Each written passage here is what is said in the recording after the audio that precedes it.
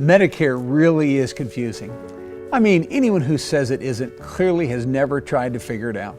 For example, in most areas of the country, there are usually 50 to 75 different Medicare plan options. Then you add in all the tricky government rules, the penalties, and then this alphabet soup of letters, parts A, B, C, and D, and plans F and G, and MAPD plans, and so on. And you get to a point where very intelligent people who are on the verge of retirement start getting frustrated because it's so complex. And so they cross their fingers, choose a plan based upon a friend's or someone else's recommendation, and hope it all works out. The problem we see with this, though, is that 1 or 2 years later, or maybe even 5 years down the road, a health issue comes up, and that's when they realize they made a huge mistake when they first enrolled into Medicare. Now, the sad part is, it's usually too late by then, and they can't do anything about it. Now, when you first go on Medicare, there's no lack of information. I mean, literally, there are advertisements everywhere. Your mailbox gets filled up regularly, and you have agents calling you constantly. Now, some people may be able to figure Medicare out that way, but most people don't want to. They're not interested in spending weeks or months of their life trying to figure out a complicated government system all by themselves. Well, the good news is you don't have to. There is a much better way. And that's why we're here today. EnlightnU is the nation's #1 Medicare educational workshop. There's no organization in the country that has educated as many people as thoroughly and as simply as Marvin Music. Through the very interactive workshop you're about to enjoy, he'll make Medicare seem easy. Now, you're going to be hearing from the best of the best, and he's educated tens of thousands of people about how they can get the best Medicare coverage available. By the time you walk out of here, everything's going to fit. You'll know exactly what you need to do and when you need to do it. You'll understand how and when to enroll, what plans you should consider, and what plans you should avoid. He'll explain all the penalties and tricky rules you need to be aware of. Bottom line, a little over 2 hours from now, Medicare will finally make sense. You won't be confused, you won't make a Medicare mistake, you'll be confident and have clarity. So sit back and enjoy, and let's get started.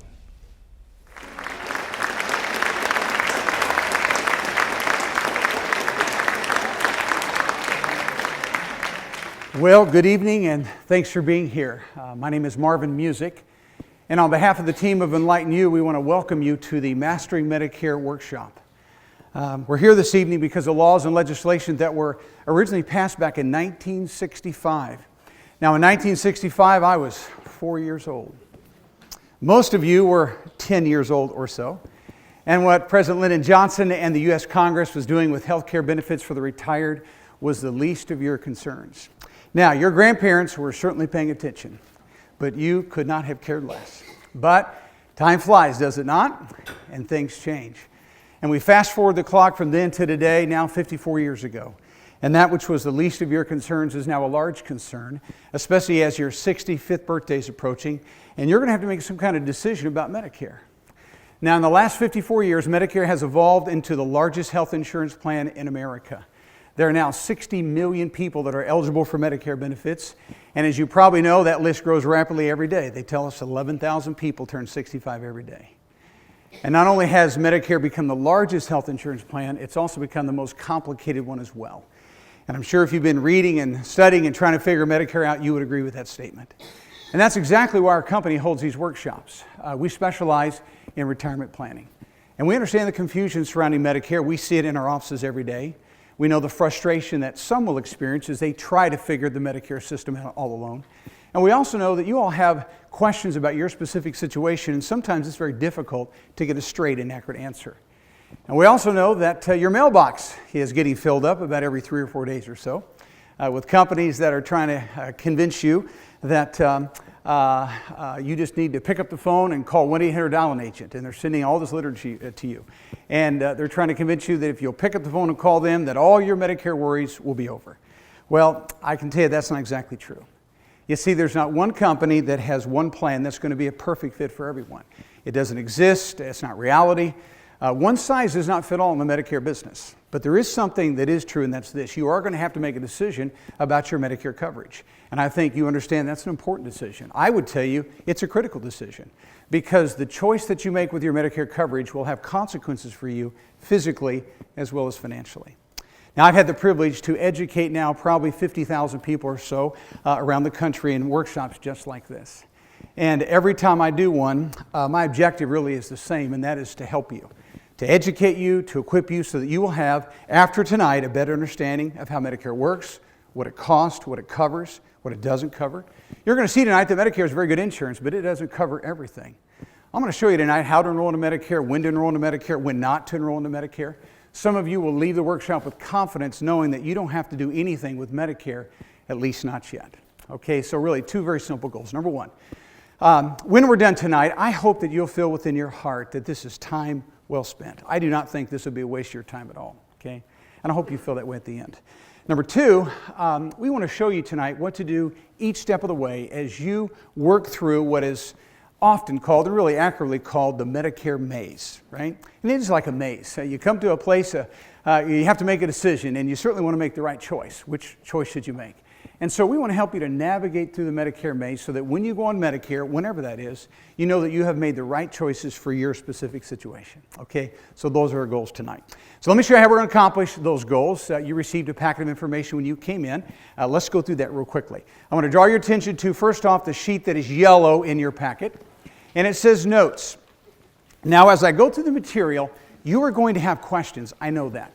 And so what I want you to do, if you have a question, just jot it down on the notes page, okay? I'll probably answer it sometime while I'm speaking anyways, but if I don't, at the very end, we're going to open it up to question and answers. And you do not have to leave here tonight with a question and answer. Just not going to do it during the presentation. Next, there are some papers that are colored in your packet, blue and green and pink.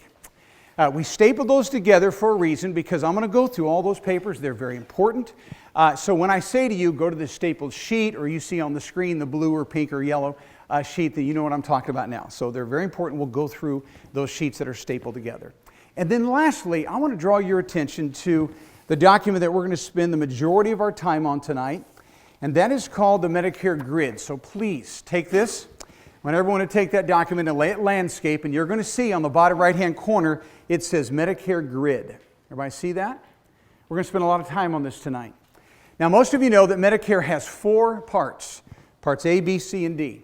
Now, there are times when those parts are somewhat working together, and sometimes they're totally different. And so for you to really understand Medicare, you have to understand the 4 parts to Medicare. So we're going to teach you about Medicare A, B, C, and D. Now, I wish I could take this workshop and condense it to one sheet of paper. I can't do that, okay? There's a little bit more than that. So what we're going to do tonight is this. So you're on the grid. What I want you to do is I want you to open it up, please. And you're going to go to the inside. I'm going to start here, and I'm going to teach you about Medicare enrollment. We've got to settle that issue first, getting enrolled into Medicare. And that's what notes page 1 is all about. Everybody see that? Once I'm done addressing the issues of enrollment, then what I'm going to do, I'm going to have you close your notes, and we're going to go to the grid. And I'm going to teach you about Medicare A and B. And we'll do the grid portion, and then when I'm done, I'm going to give you just a couple of statements about A and B, and that's on notes page 2. And so once we're done with that, I'm going to teach you about Advantage plans, and that's on the grid, and then I'll have to go back and give you some more notes. So you see the point. We're going to kind of go back and forth tonight. Now, I'll try my best to remind you where you're supposed to be. But if I don't, my son, who put this PowerPoint together, always tells us right here in the bottom right-hand corner where we're supposed to be. Now, I can tell you that the majority of the information that I'm going to teach tonight is found in that packet. However, there are a couple of visuals, a couple of illustrations that we thought would help you to understand the concept. So what's going to happen, there are going to be a couple times when this silly little arrow comes down to grab your attention to show you that this is something that's on the screen only, not in your notes, just something I want you to see. A picture's worth 1,000 words, all right? So we have a few of those. But again, most of it is contained within your packet. Now, you'll notice that it's somewhat participatory because there's some fill in the blanks. Now listen, there's no quiz afterwards, all right, at all. But I would encourage you to fill in the blanks. If not, by the time you get to the parking lot, you may have remembered about 10% of what I said tonight. If you'll take some notes and fill in the blanks, I think you'll comprehend more, and I think it's worth your time to do that. Why? Well, I want you to realize that Medicare is the last insurance that we're going to have on planet Earth, right? We all die with Medicare, folks. There's nothing beyond Medicare. The average life expectancy for you all, and I'm part of you all, is 84 for a man, 87 for a lady, right? Which means what? You're going to be on Medicare for 20, 25. Some of you are going to live to be 90, 95 years old. you're going to be on Medicare a long time. 20 to 30 years, most of you. So I think it's a pretty good idea to learn some things about the insurance that's going to cover you for the rest of your life. And so that's why we have the fill in the blanks and why we're excited to teach you about these things. All right, lastly, I want you to know that I am an independent insurance agent. I'm also an investment advisor fiduciary. And all the products and all the services that individuals and couples need as they're preparing for retirement, that's what we do. I did it all day today. I'm going to do it all day tomorrow. That's our business. It really is our area of expertise, and we love doing it, right? But tonight, I really want you to relax because I have nothing to sell you at all. I'm not here for that reason. This event is officially called a Medicare educational event. And with Medicare educational events, there are certain rules that are attached to them. I'm aware of the rules. I'm going to keep all the rules. And what that means to me as someone who presents at one of these kind of events, it means that I cannot and will not be company-specific, product-specific, or price-specific, okay? And by the way, you're going to learn plenty without me doing that anyways, okay? But I can't do that. So I'm not going to talk about any specific insurance companies, any specific products tonight, or specific prices. Otherwise, it looks like I'm pushing something, trying to sell something. We're not here for that reason. All right? So as a presenter, I can't do those. Now for you, as someone who is attending a Medicare educational event, it means this. It means that there's no products to buy tonight. We're not going to ask you to sign up for anything tonight. We're not going to ask you for an appointment tonight. We're not going to sales pitch anything. There's no pressure to do anything tonight, except I hope you feel pressure to learn something, okay? And that's it. These are designed to be purely and truly informational for you. That's a Medicare educational event. And so many have said to me as I've done these, well, Marvin, you certainly probably don't do this for your health. What's in it for you? Well, here's what's in it for me. Number one, I've been at this a while, and I know that most of you are going to want to need some additional assistance beyond tonight. I know that. Now, I don't know when that is. Some of you will call one of our offices tomorrow. Some of you, it may be a week or two, a month or two, or a year or two before you're interested in needing Medicare, okay?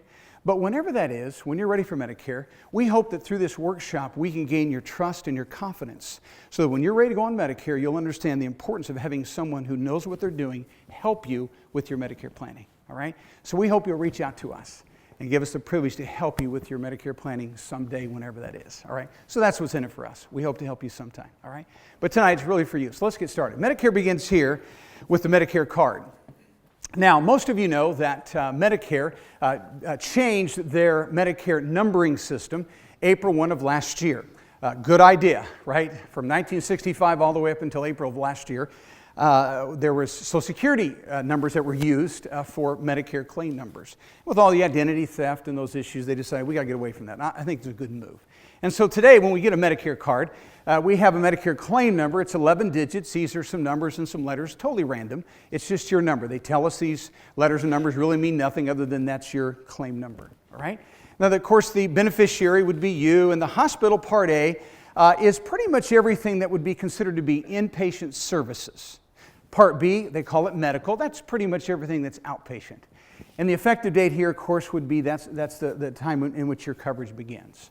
And so on notes page 1, we're going to deal with this first question. Who is eligible for Medicare? Who's eligible for Medicare? Well, first off, anyone that's 65 who has paid Medicare taxes for at least 40 quarters or whose spouse has done so. You're eligible for Medicare. Now, if you're still working right now, we have FICA taxes. Right now, that's 6.20% goes to Social Security, 1.45% goes to Medicare.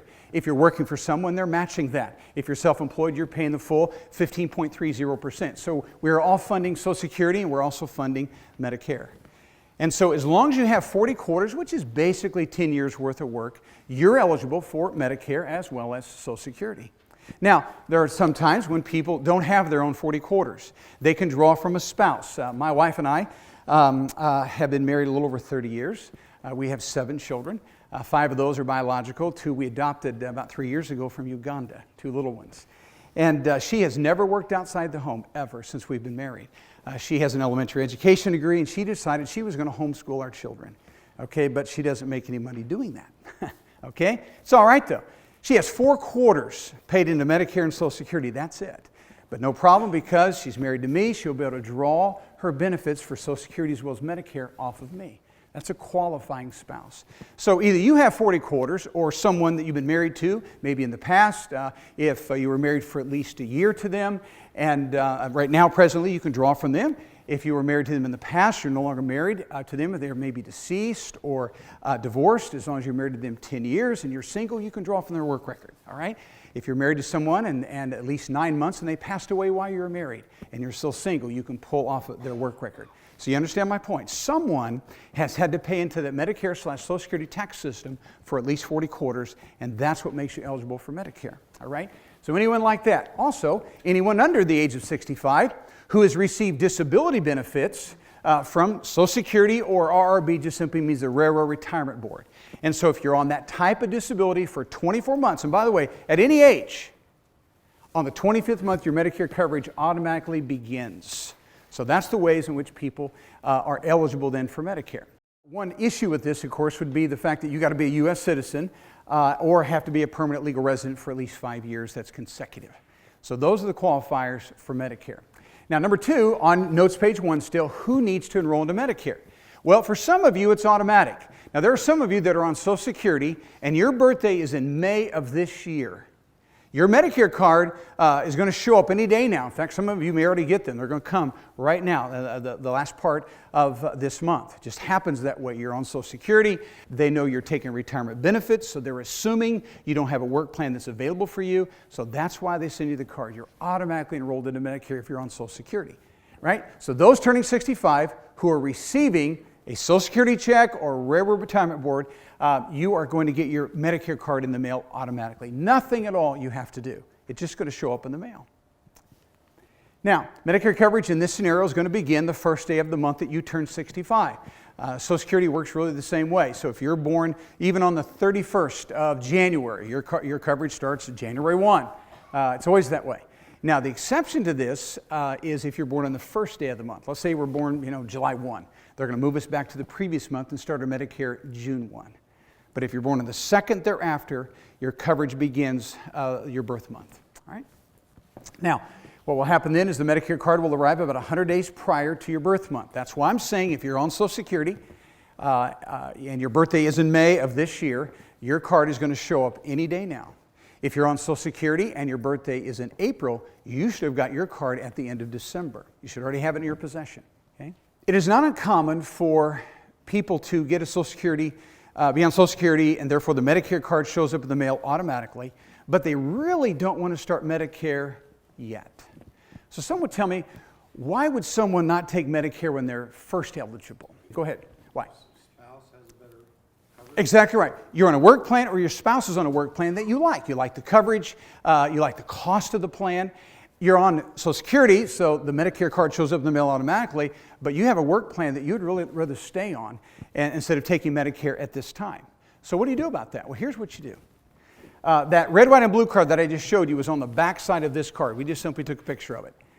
And on this side, it says this: I do not want medical insurance. So if you have a group plan that you like, yours or your spouse's, and you don't want to start Medicare, what you can do, you can amend your benefits temporarily.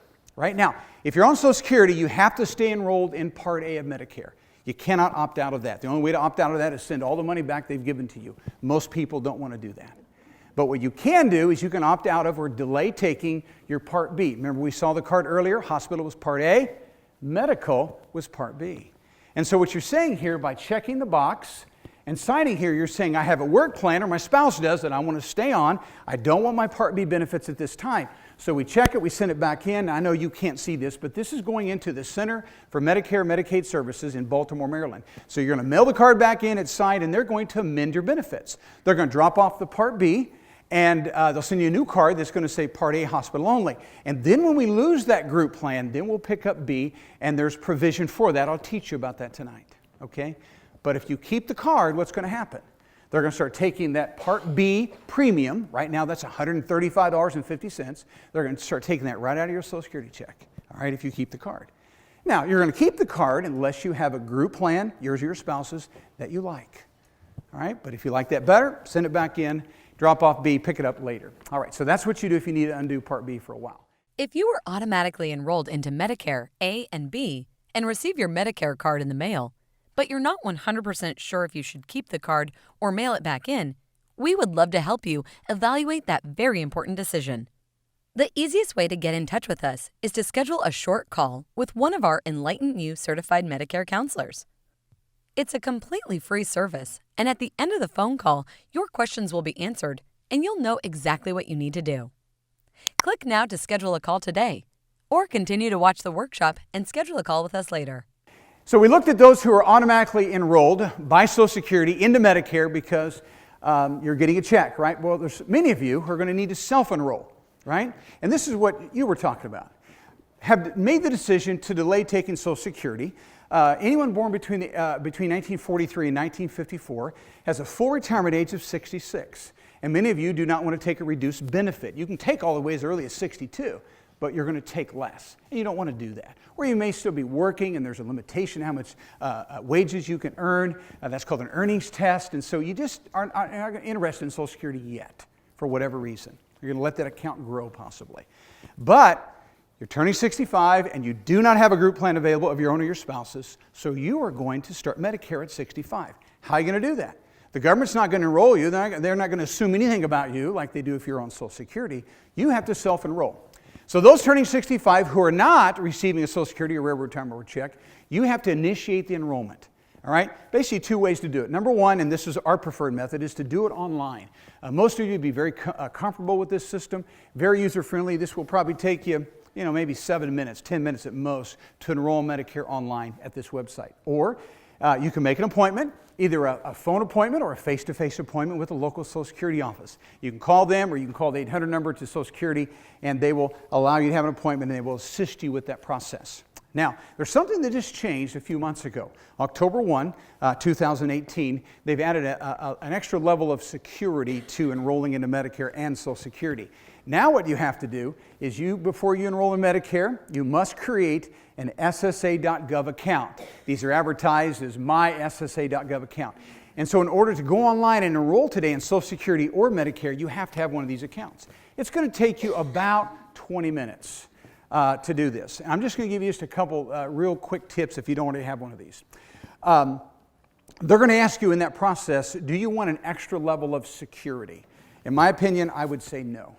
I think there's enough security anyways. As you're going through the process, they're going to pull up somewhat of information from a credit bureau, and they're going to ask you a few credit questions. And I will tell you this, there's almost always one in there that is going to have to be a right answer. If you say none of the above to all those credit questions, you're probably not going to get your application completed, all right? And then they're going to go through and say, what was the name of your first dog, or what's your mother's middle name, and all those kind of things, so that if you ever have to reset anything, they know it's you, right? And then they're going to set the account up after you have the username and password. And then what they do is they send you, every time you access your record, they send you an 8-digit code. That code's good for 10 minutes, that's it. And so they're going to ask you, where do you want us to send the code? Do you want us to email it to you or text it to you?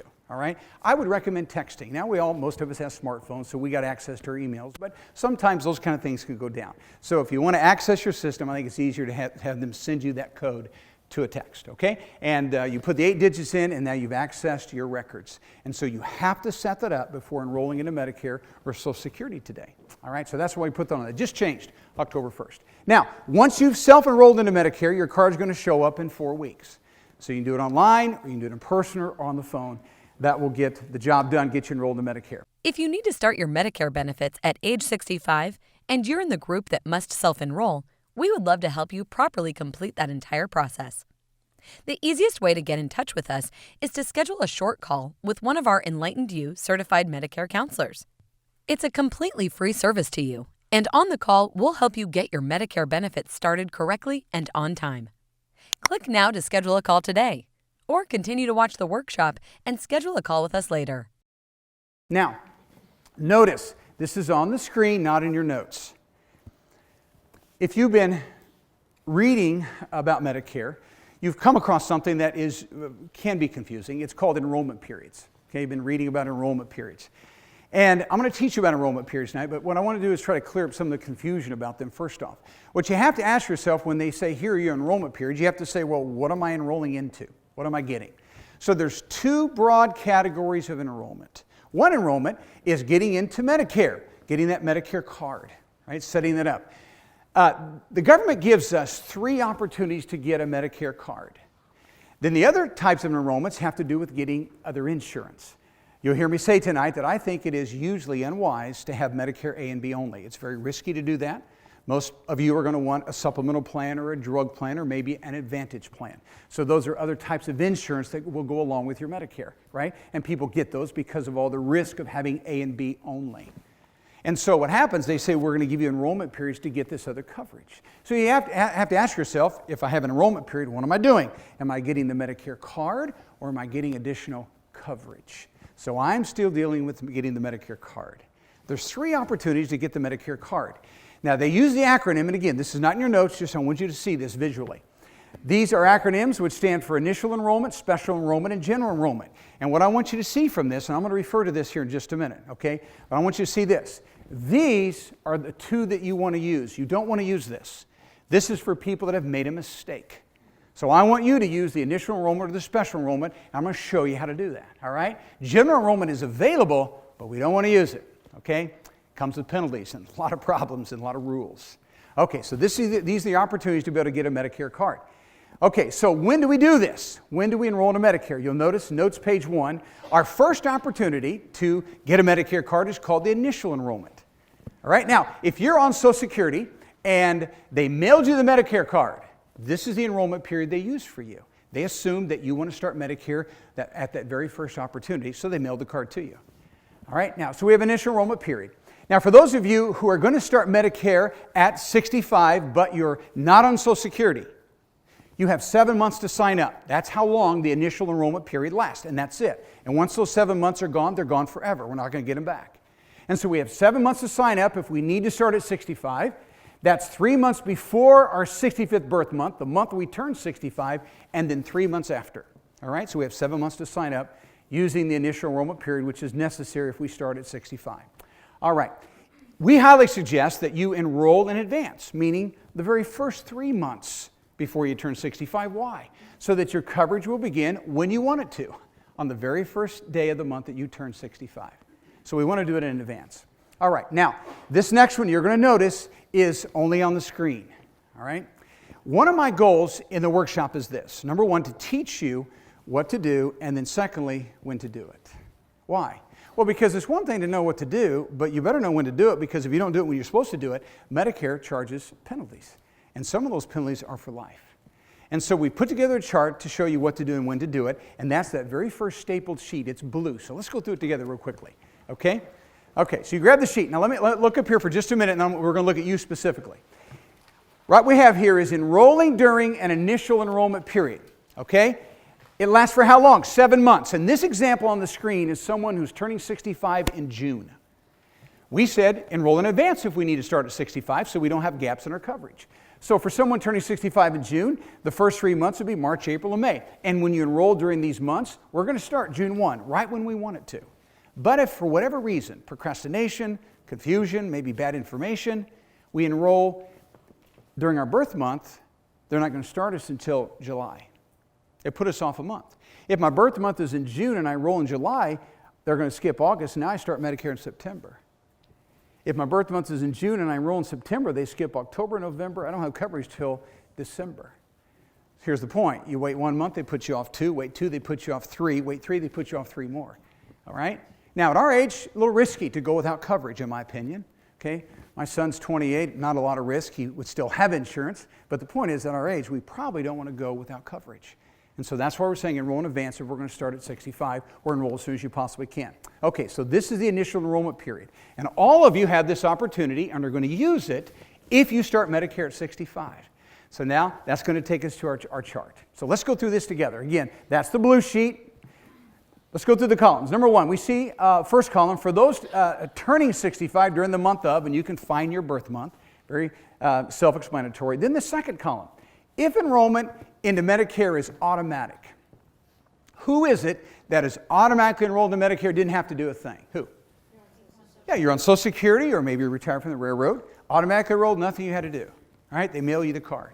When are they going to do that? Well, the Medicare card arrives what? If your birthday is in April, as I said earlier, you should have your card. If your birthday's in May, it's going to be showing up any day now. If it's in June, it's going to be, of course, at the end of next month. It always happens that way. Now, here's what I know to be true, especially in a crowd this size. There are a few of you that are looking at this chart and you're in a little trouble right now. Birthday's probably in April. You're on Social Security, but you don't have the card. Here's what happens. One of three things has happened. Number one, it could have been mailed to the wrong address. Maybe you moved recently, you've not updated your address with them, and so they possibly mailed it. It was returned to sender. So they don't know where you are. Okay, you can call them and you can tell them where you are. They'll send it to you. Or it could be that you threw it away. Okay? Yeah, anyone get any junk mail? Yeah. Especially you who don't like junk mail. You think everything's, Medicare related, and you throw it in the trash. You had no idea it's going to be mailed to you. Now, if that's you, it's all right. You can call Social Security and say, I know I should have my card. Would you send me another one? And they will do so. Or it could be, go home tonight, and some of you have a stack about this much, and some of you have a smaller stack, but most of you have a stack of mail that you're going to go through eventually, and it could be in the stack. I will tell you, people that come to our offices, we hear it all the time, it was in the stack and I had no idea. And some of you, that's the first thing you're going to do when you get home. You're going to the stack. You're going to see if that card's in there. And if you're on Social Security and your birthday's in April, you should have that, right? If it's in May, it's going to come very, very soon. All right, so that's that column. Now, next column. If self-enrolling into Medicare, who has to self-enroll? Who? Someone who wants to start at 65 or needs to start at 65 because they don't have a group plan available, right? They're going to have to self-enroll if they're not on Social Security. You got to raise your hand. You got to say, I want to enroll. Well, when are you going to do that? Well, if your birthday's in April, that system is open for you now. If your birthday's in May, that system will open up for you here in just about a week.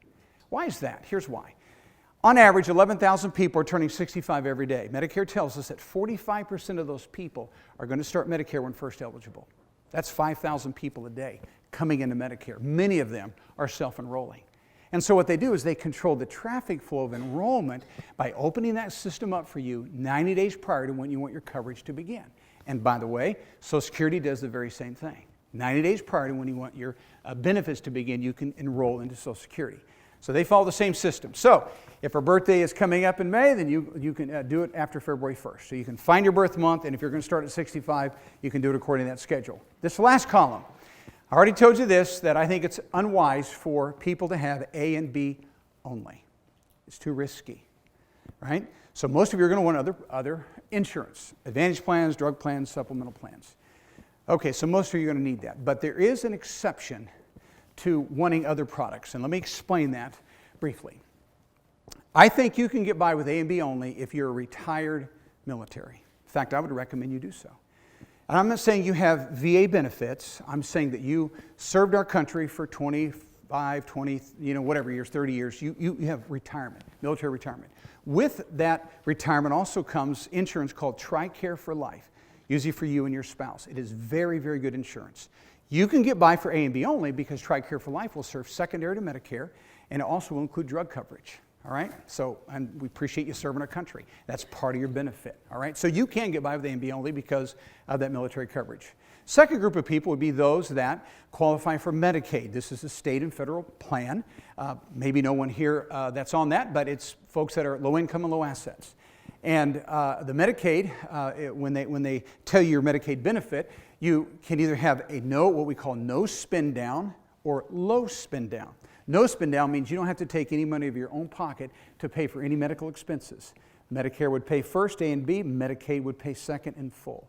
If you have a low spend down, that means you got to spend maybe $50 or $100 a month out of your own resources, and then Medicare pays, and then Medicaid's going to pick up the balance. All right? So if that's you, we have low or no spend down. You can have just Medicare A and B only, and Medicaid will serve as your secondary and frankly provide very good coverage for you. They even enroll you in a drug plan as well. All right. But the rest of you, you're going to need something. Okay? Yeah, you are. And so when are you going to buy those other products? Again, 90 days prior to when you want your coverage to begin. Most people that we're working with right now in our offices are folks that are turning April, some Marches still, people that are getting everything set up so that when they start Medicare, they've made all decisions, they've done the enrollment, the cards are in their possession so that we start Medicare April 1. We've got everything else set up to go along with that. All right, so that's what this column is you're going to buy other insurances, which most of you will do. All right, so now you know what to do and when to do it. Now that you've seen how the Medicare timeline works, we realize sometimes it can be confusing to determine exactly what you need to do. if anything. If you have any questions about your individual enrollment situation, we would love to help guide you through it. The easiest way to get in touch with us is to schedule a short call with one of our EnlightnU certified Medicare counselors. It's a completely free service, and at the end of the phone call, your questions will be answered and you'll know exactly what you need to do and when to do it. Click now to schedule a call today, or continue to watch the workshop and schedule a call with us later. Now let's go back to notes page 1. I told you that there were 3 enrollment opportunities. The first one was called the initial enrollment. That means I'm starting Medicare at 65. Is everyone in this room going to start Medicare at 65? And the answer is no. Many of you are going to work beyond that. I just wrote a husband and wife Monday. She just retired, 79 years old. He was 83.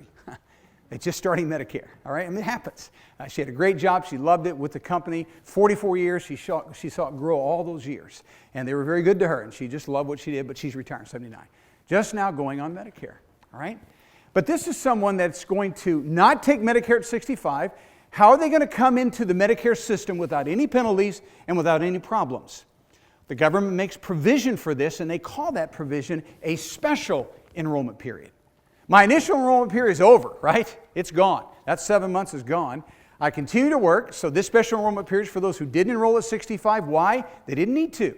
They or their spouse were still working. They liked the plan, the cost, the coverage, and they stayed on it, and you continue to be covered by that plan. If you're going to continue to work, and now we're going to have this special enrollment opportunity, I want to show you how you use these special enrollments, how they work.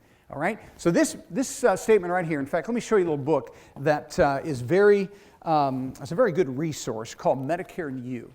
Okay? Some of you may have this book. Others of you can order it online. You can download it. You can stop by a Social Security office and pick it up. It has about 125 pages of very good information. I do a lot of teaching. I read this about a half a dozen times a year, truly. I just want to make sure that we're accurate as we teach people, all right? But out of the EnlightnU book come these statements, word for word. You can use a special enrollment period to sign up and start Medicare coverage anytime that you are still working, okay? Anytime. So let me tell you what this means. 2 ways this statement is fleshed out. Number 1, every one of you that are still working, your company will have a period of time every year. Sometimes it's towards the end of the calendar year. Sometimes it's tied to a fiscal year, where you're given the opportunity to choose your health insurance options for next year. Everybody know what I'm talking about? Called an open enrollment or open season, right? Everyone goes through that. And so the company says, here's your options for this next year, and you have to make a decision about that. Now, as you have been going through those open enrollment periods, have you noticed that your benefits are getting better? No. No, benefits typically are not getting better. Are your premiums going down? Deductibles going down? No. Most things are up financially. Coverage is down, cost is up. That's just the way it works, all right? So as you go through your open enrollment period, as you continue to work after 65, what I would encourage you to do is look at what the employer has to offer and look at Medicare as a possible option for your coverage while you're still working. Okay? You can start Medicare while you're still working. That's exactly what it says. And we come into that system using a special enrollment period. Okay? And so we have a lot of people who say, well, would you help us evaluate that to see if it's a good decision or not? We're happy to do that for you. And if you want to jot this down, if you want us to help you evaluate that, here's what I want to know. Number 1, I want to know your premium. What's it cost you to be covered by the plan? I'm not concerned about what your employer's paying, but what are you paying, right? Secondly, I want to know what your deductible is. $500, $1,500, $5,000, whatever it is. And then thirdly, I want to know your coinsurance. Remember, that's the 80-20 part or 90-10. I want to know that. And then I want to know what your max out of pocket is. So once you get into coinsurance, what's the max you would spend during the year? $5,000, $2,500, maybe $10,000. And then I also want to know about your medications. So if you'll give us that information, your premium, your deductible, your coinsurance, your max out of pocket, your medications, we're happy to help you evaluate that as a company. And if it's in your best interest to stay right where you are, we'll tell you that, okay? And sometimes you need to stay right where you are, especially if your spouse is much younger, or maybe you're like me, older, and have young ones still. Remember, they can be on our plans up to age 26. And so you may want to stay on that plan. We would never advise you to get off a plan if going to Medicare is going to hurt someone else adversely in your family. But sometimes it's a good option.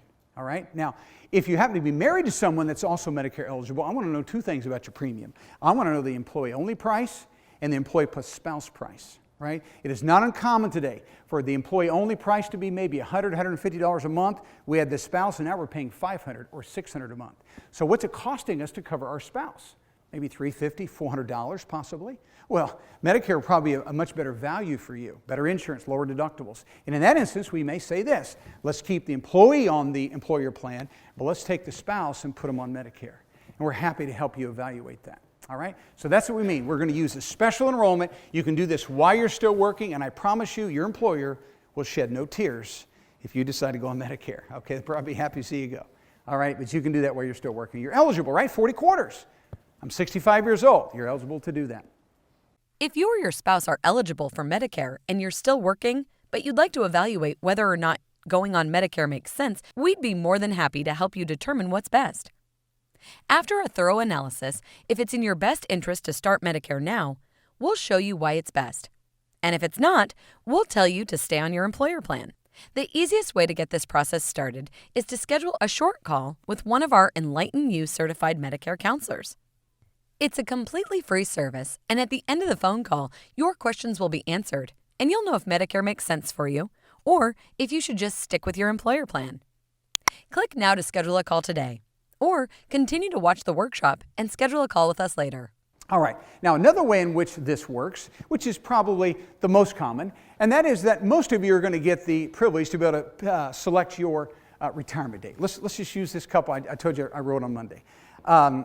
She is 79, he's 83, just starting Medicare. Now they had Medicare A because they're on Social Security. You never put your Social Security off beyond 70 because it can't grow any beyond that. All right, so they had that. So they had Medicare A, but not B. And anyway, so her last day at work is February 28th. So we're going to have her set up on Medicare March the 1st. All right, and so she got to pick the date. She's still working, hasn't had her last day at work yet. And so what's involved in this process is there's 2 documents that are required. So something more than just going on and enrolling online. We can start the application online, but we can't complete it online. Because if I'm coming into Medicare at a later date beyond 65, what we have to do is we have to prove that you have had insurance, health insurance, through your group plan all the way back to 65. Now for her, she's 79 and he's 83. Okay, so there's a document called a request for employment information. Very simple to fill out. You work with us, we do all this for you. Okay? But she's going to take that to her HR department, and they're going to fill it out, and they're going to let us know when she started working and what her insurance coverage, how long she's had insurance, and we have to prove she's had insurance all the way back to 65. Okay? That's part of the special enrollment process. Okay, now, I want to just kind of give you a little caution here. If you decide to work beyond 65 and you lose your job after 65, I would tell you to go on Medicare pretty quickly, even if you plan to get another job with benefits. That may take a couple months. Because when you come in after 65 using special enrollment, we have to verify that you've had coverage every single month. If you work beyond 65, you're not going to take Medicare, and you lose your insurance, that job, you want to be sure you don't go even a month without insurance. Go on Medicare. And if you go on Medicare and get another job that you have as benefits, we can terminate Medicare, and you can be covered by the employer plan. But no gaps in your coverage once you hit 65, because this special enrollment period, this process, is going to require the paperwork to prove you've had insurance since 65. Okay, that's the way it works. And the neat thing about this particular enrollment period is we actually get to pick the month. So when I filled this lady's paperwork out and her husband's, it was a document, took me about maybe a minute to fill out, and I put in the bottom notes, I said, please begin my Medicare benefits March 1, 2019, okay? And what she's going to do is she's going to get her HR department paperwork, and she's going to take that other document that we gave to her, and she's going to go down to the local Social Security office. And almost always, when you walk into the Social Security office today, you're greeted by a guard. And they'll ask you, what are you here for? And you may have your papers in your hand, and you say, I'm here to drop off my Medicare paperwork. And almost always, you know what they're going to say? Put it in the box, okay? And I would suggest you kindly say, I'd really rather not do that. I'll take my number and get in line and take a turn. Okay, I would encourage you not to put it in the box. I have followed up with many of these. And we call in and someone put it in the box, and we call in 3 weeks later to check on the enrollment. And too many times I've heard them say, sir, we have no record of that enrollment. Now we're back to square one. Got to go back down there and drop that paperwork off again. That's the way it works. So I would encourage you, make sure you have enough time, get in line, take your number, go to the front, and you're going to say this. I want to make sure my paperwork's filled out properly, would you look at this? And they'll look it over and it'll get processed. And almost always will be processed if you'll give it to someone face to face, okay? So that's how we do special enrollment. There's more paperwork involved to prove you've had insurance. If you or your spouse are past 65 and planning to retire in the next 30 to 90 days, the special enrollment process can be complicated. If you would like us to assist you through that entire process, including helping you fill out the correct paperwork and get enrolled at the proper time, feel free to schedule a short call with one of our EnlightnU certified Medicare counselors. It's a completely free service, and at the end of the phone call, you'll have the paperwork you need completed, and you'll have a clear understanding of what you need to do to get your Medicare benefits started without any mistakes and on time. Click now to schedule a call today, or continue to watch the workshop and schedule a call with us later. Now, this statement here, very important. Follow along. It says that you can use special enrollment to sign up and start Medicare coverage anytime within 8 months after your current or your active employment coverage ends. Okay, so we've lost our insurance, right? So let's just give the example. Someone here is 67 years old, and they show up to work one day, and they just got terminated. Or maybe the whole department is terminated. Or maybe the whole company's closing down, but they're 67, they're on the group plan, and now they've lost it. And the question I have for you is, do you have to panic in that situation? Answer is no, you don't have to panic. Why? Because we have 8 months to come into Medicare, right? Now, trust me, it will not take 8 months. You will not use 8 months. It doesn't truly take 8 days. It's 2 documents. One your HR fills out. One we'll fill out for you if you work with us. We're going to take a trip down to the Social Security office and say, I'm going to start my Medicare. And we could do that. We could start at February 1st, no problem. Okay? But you still have 8 months. So that's why you don't have to panic. So when Medicare says it is fine to delay taking your benefits and covered by an employer-provided plan, and if you happen to lose it, that's why they give you this extra time, all right? But here's another reason I put this up here. Does this statement say that you can use the special enrollment period and that process to sign up and start Medicare coverage anytime within 8 months after you lose your COBRA? Does it? No. Does it say you can sign up and start your Medicare coverage using the NSCP anytime after 8 months of losing your retiree plan? Does it say that? Huh. How about of losing your ACA plan, your Affordable Care Act plan? Does it say that? It doesn't. You see, the only people who get to use this special enrollment period are those who they or their spouse were working, and we've lost our coverage. And now we have 8 months to come into Medicare. And so many people will read this statement. They think everyone has 8 months. No, folks. If you're on a COBRA plan right now turning 65, this doesn't belong to you. You have to enroll during that initial enrollment period. If you're on a retiree plan, you can keep your retiree plan, but you have to enroll into Medicare. You've got to put Medicare in the very first payer position. Your retiree plan can be second if you want to do that. But if you have no active employment group plan available, you've got to start at 65. If you're on an ACA plan, that's going to go away. And even if they allowed you to keep it, the subsidy goes away. So why would you want it? So if we're on an ACA plan, we're going to start Medicare at 65.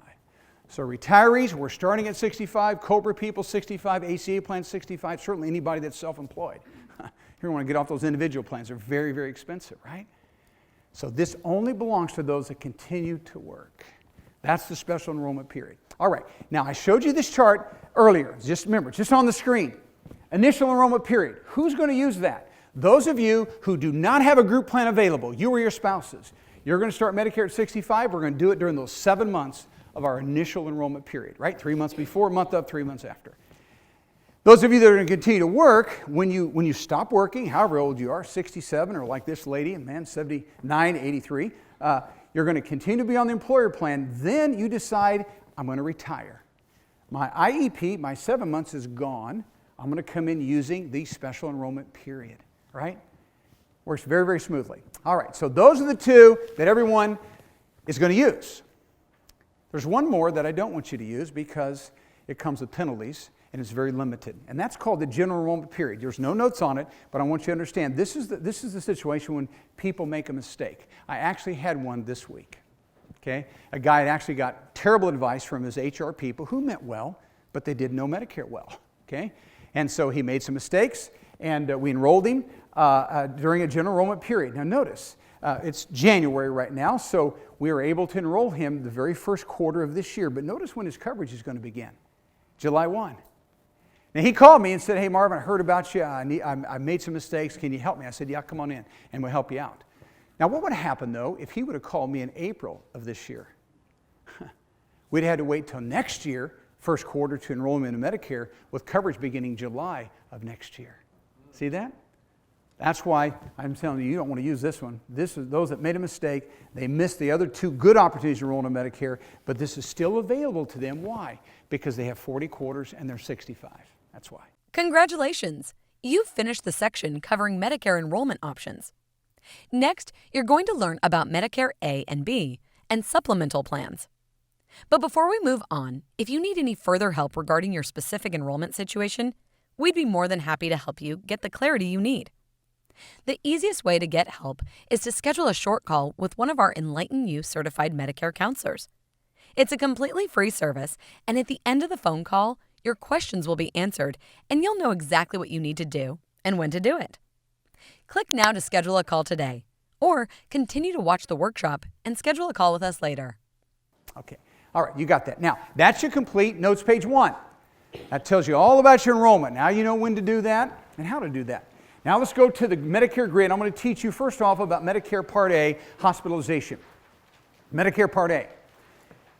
So on your grid, take that document, that one, and lay it landscape. Fill some blanks in here. All right, first off, Medicare Part A, for the majority of people that are on Medicare, their premium for Medicare A is 0. Well, why? Because you're paying 1.45% for Medicare taxes, have been for a while. And so you've been paying for it all your life. So Medicare says your A benefits are no cost to you. So as long as you have 40 quarters, or your spouse does, Part A is 0 premium, all right?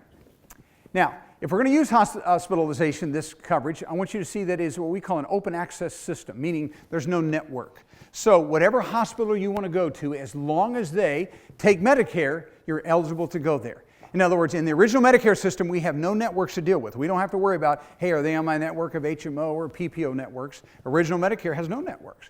Go wherever you want that takes Medicare. I personally do not know of any hospital that doesn't take Medicare. Okay? Most of them would have a difficulty surviving without Medicare money. Okay? All right, so anywhere you want to go. Now, what's covered under Part A? First off, everything that would be inpatient hospital care. So this is your room and board and nursing services and all the things that the hospital is going to bill. Medicare A is going to pay for that, right? Skilled nursing facility. Now, skilled nursing facility is nothing more than inpatient rehab. When a doctor says we need rehab, doc has basically 3 choices. Send you home, we call it home health care, send you to an outpatient clinic maybe 3 days a week, or admit you to a facility. Okay, this is fairly intensive rehab, very common after a stroke, sometimes after a hip replacement. My mother-in-law spent about a month just recently in skilled nursing. She, 83 years old, doing great, trips over a hose out in her lawn, okay, and falls, terrible wound. They have to go in and get blood off the brain a couple times. I mean, just a mess. Skilled nursing facility. Fortunately, she's doing better. But she had to go there for intensive rehab and had actually a small stroke after that as well. But that's what that is for. And when you're in skilled nursing, A pays the bills. Okay? Hospice. Now this is almost always those that have been diagnosed with a terminal illness, 6 months or less to live. Now I know the hospice benefits are extended beyond that today, but by and large this is for those that have been diagnosed with a terminal illness and 6 months or less to live as far as the doctor is concerned, and the Part A is going to pay the hospice bills. And then lastly, home health care. Now this situation would be someone that has probably had an inpatient, maybe surgery, and they're going to go home instead of go to skilled nursing. They don't need really intensive rehab, but they need some rehab. So they send you home, and a Medicare-approved home health care agency comes to your home, maybe a couple hours a day for rehab and a check on your condition. All right? So Part A is going to pay the bills if it's after an inpatient situation. Okay, so those are the main things covered financially. Here's what it looks like. We have a deductible this year of $1,364. Now these deductibles change on an annual basis. They move up a little bit. Last year this read $1,340. So it bumped up $24. They don't raise it a lot, but they do raise it some. So $1,364 deductible, which means what? You pay this, $1,364, and then Medicare pays the rest. And this is your full out-of-pocket expense to the hospital for up to a 60-day stay. That's it. Okay, by the way, that's a bargain. Okay, the average stay right now is about $5,000 a day. Intensive care, typically $20,000 a day up. Medicare says you pay the deductible, $1,364, and they'll pay the rest for up to 60 days. Okay? Now, there's something unique about this deductible. It's called a benefit period. Now, anyone who has an individual plan or group plan, you don't have this kind of deductible. You have an annual deductible, right? Well, this benefit period, here's the way Medicare defines it. A benefit period begins when you're hospitalized. Okay, you've been admitted.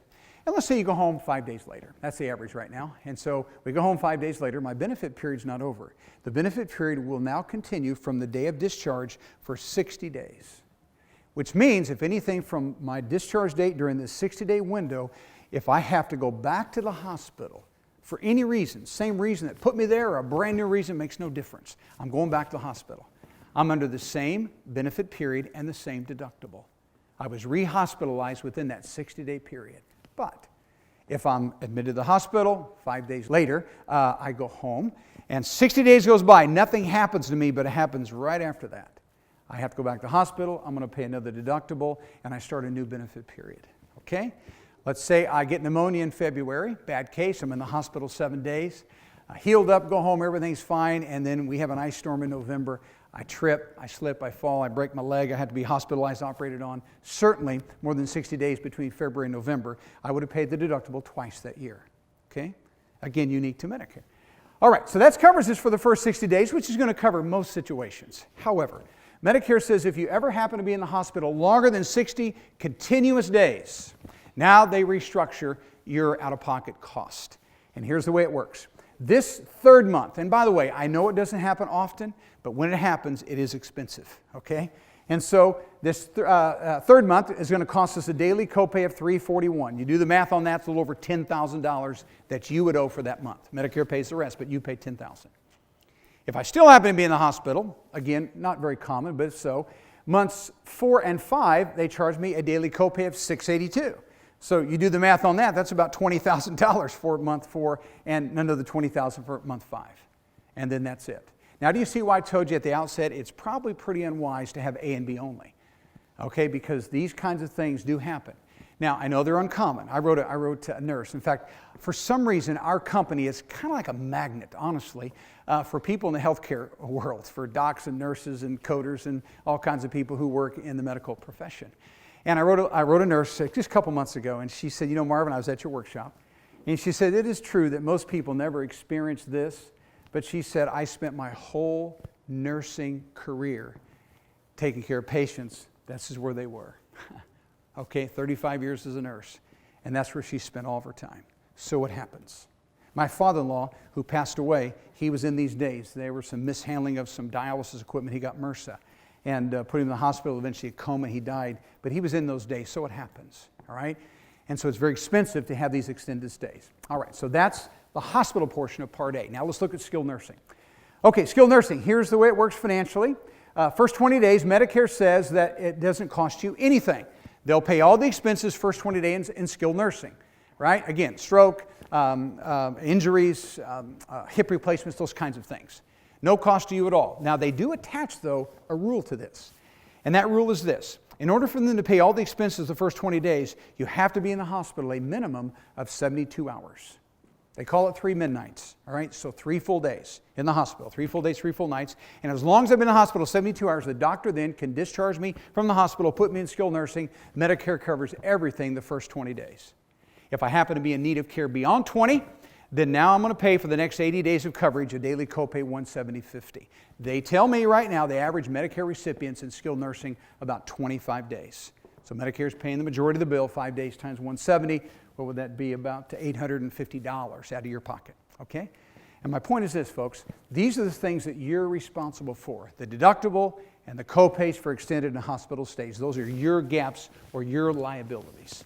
All right, so that's Part A. Let's go to Part B. Still on your grid. Still on the grid, we'll go to Part B called medical.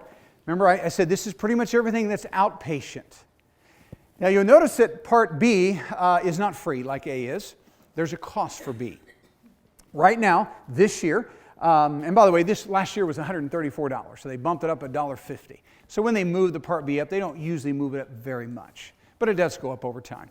All right, so this year it's $135.50. If you're on Social Security, they're going to take that out of your check on a monthly basis. If you're not, they're going to bill you for this quarterly until you start your Social Security. That's how you pay for your Part B. Now, the majority of people are going to pay $135.50. However, you'll notice we have a plus sign here. Some of you are going to pay more. And so I want everyone to understand how the Part B premiums are calculated and what it's going to cost you for that Part B. So that's going to take us to our next sheet, your green sheet. Remember, stapled together. So we've seen the blue one. Let's go to the green one. And let me show you how Part B premiums are calculated. Notice at the top it says Part B and also D. Now I'm going to teach you at the conclusion about drug plans. That's the D part. Okay, so Part B and Part D, monthly premiums for 2019. So that means starting this year. And you're going to notice that what the government is doing is they're going to look at a number called modified adjusted gross income. So here's the process. If you are automatically enrolled in a Medicare because you're on Social Security, or you self-enroll because you're turning 65 and you don't have a group plan available, as soon as that enrollment is completed, what happens is Medicare notifies the IRS.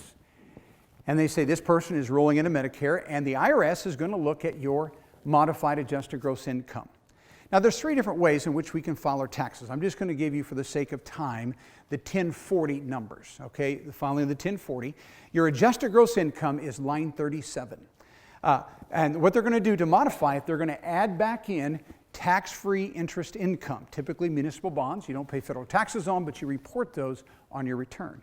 That is line 8B. So they take line 37 and they add line 8B to that, and that becomes your Medicare modified adjusted gross income. So the IRS takes that Medicare modified adjusted gross income, 37 and line 8B, and they report it back to Medicare. The IRS does this. They report it, and that's what establishes how much you're going to pay for your Part B. So you'll notice that if my modified adjusted gross as a single person is $85,000 or less, I'm going to pay that $135.50. We call that the standard premium or the base premium. If I'm a couple, $170,000 or less, each of us, if we're on Medicare, are going to pay the $135.50. All right? But if our modified adjusted gross is above that, we're going to pay more. Okay? This couple, I told you she was an accountant, just going to retire February 28th. She fell in right here. It was about $290,000 was her income. Now you know why she worked to be 79. Anyway, she's at $290,000. And he's of course retired. And so for their Part B, what are they going to have to pay? Notice, the standard premium $135.50, and then they have an additional amount. On this chart, you can see it, $216.70. So their total Part B is not $135.50. It's an additional $216 more. And this additional amount is called an IRMA. And on your sheet right below that, here's what you're going to see. An IRMA, it's an income-related monthly adjusted amount. Everybody see that? It's an acronym. And so you can look at it as it's a surcharge for higher income people. All right, so that was her. Now let's go back and let's look at the chart. So why do they do this? So that's always the question. Why? Well, here's why. Medicare tells us that it costs them 4 times the standard premium to cover you, or the average recipient, 4 times. So you take $135.50 times 4, that is $542. $542 this year is what it costs them to cover the average recipient.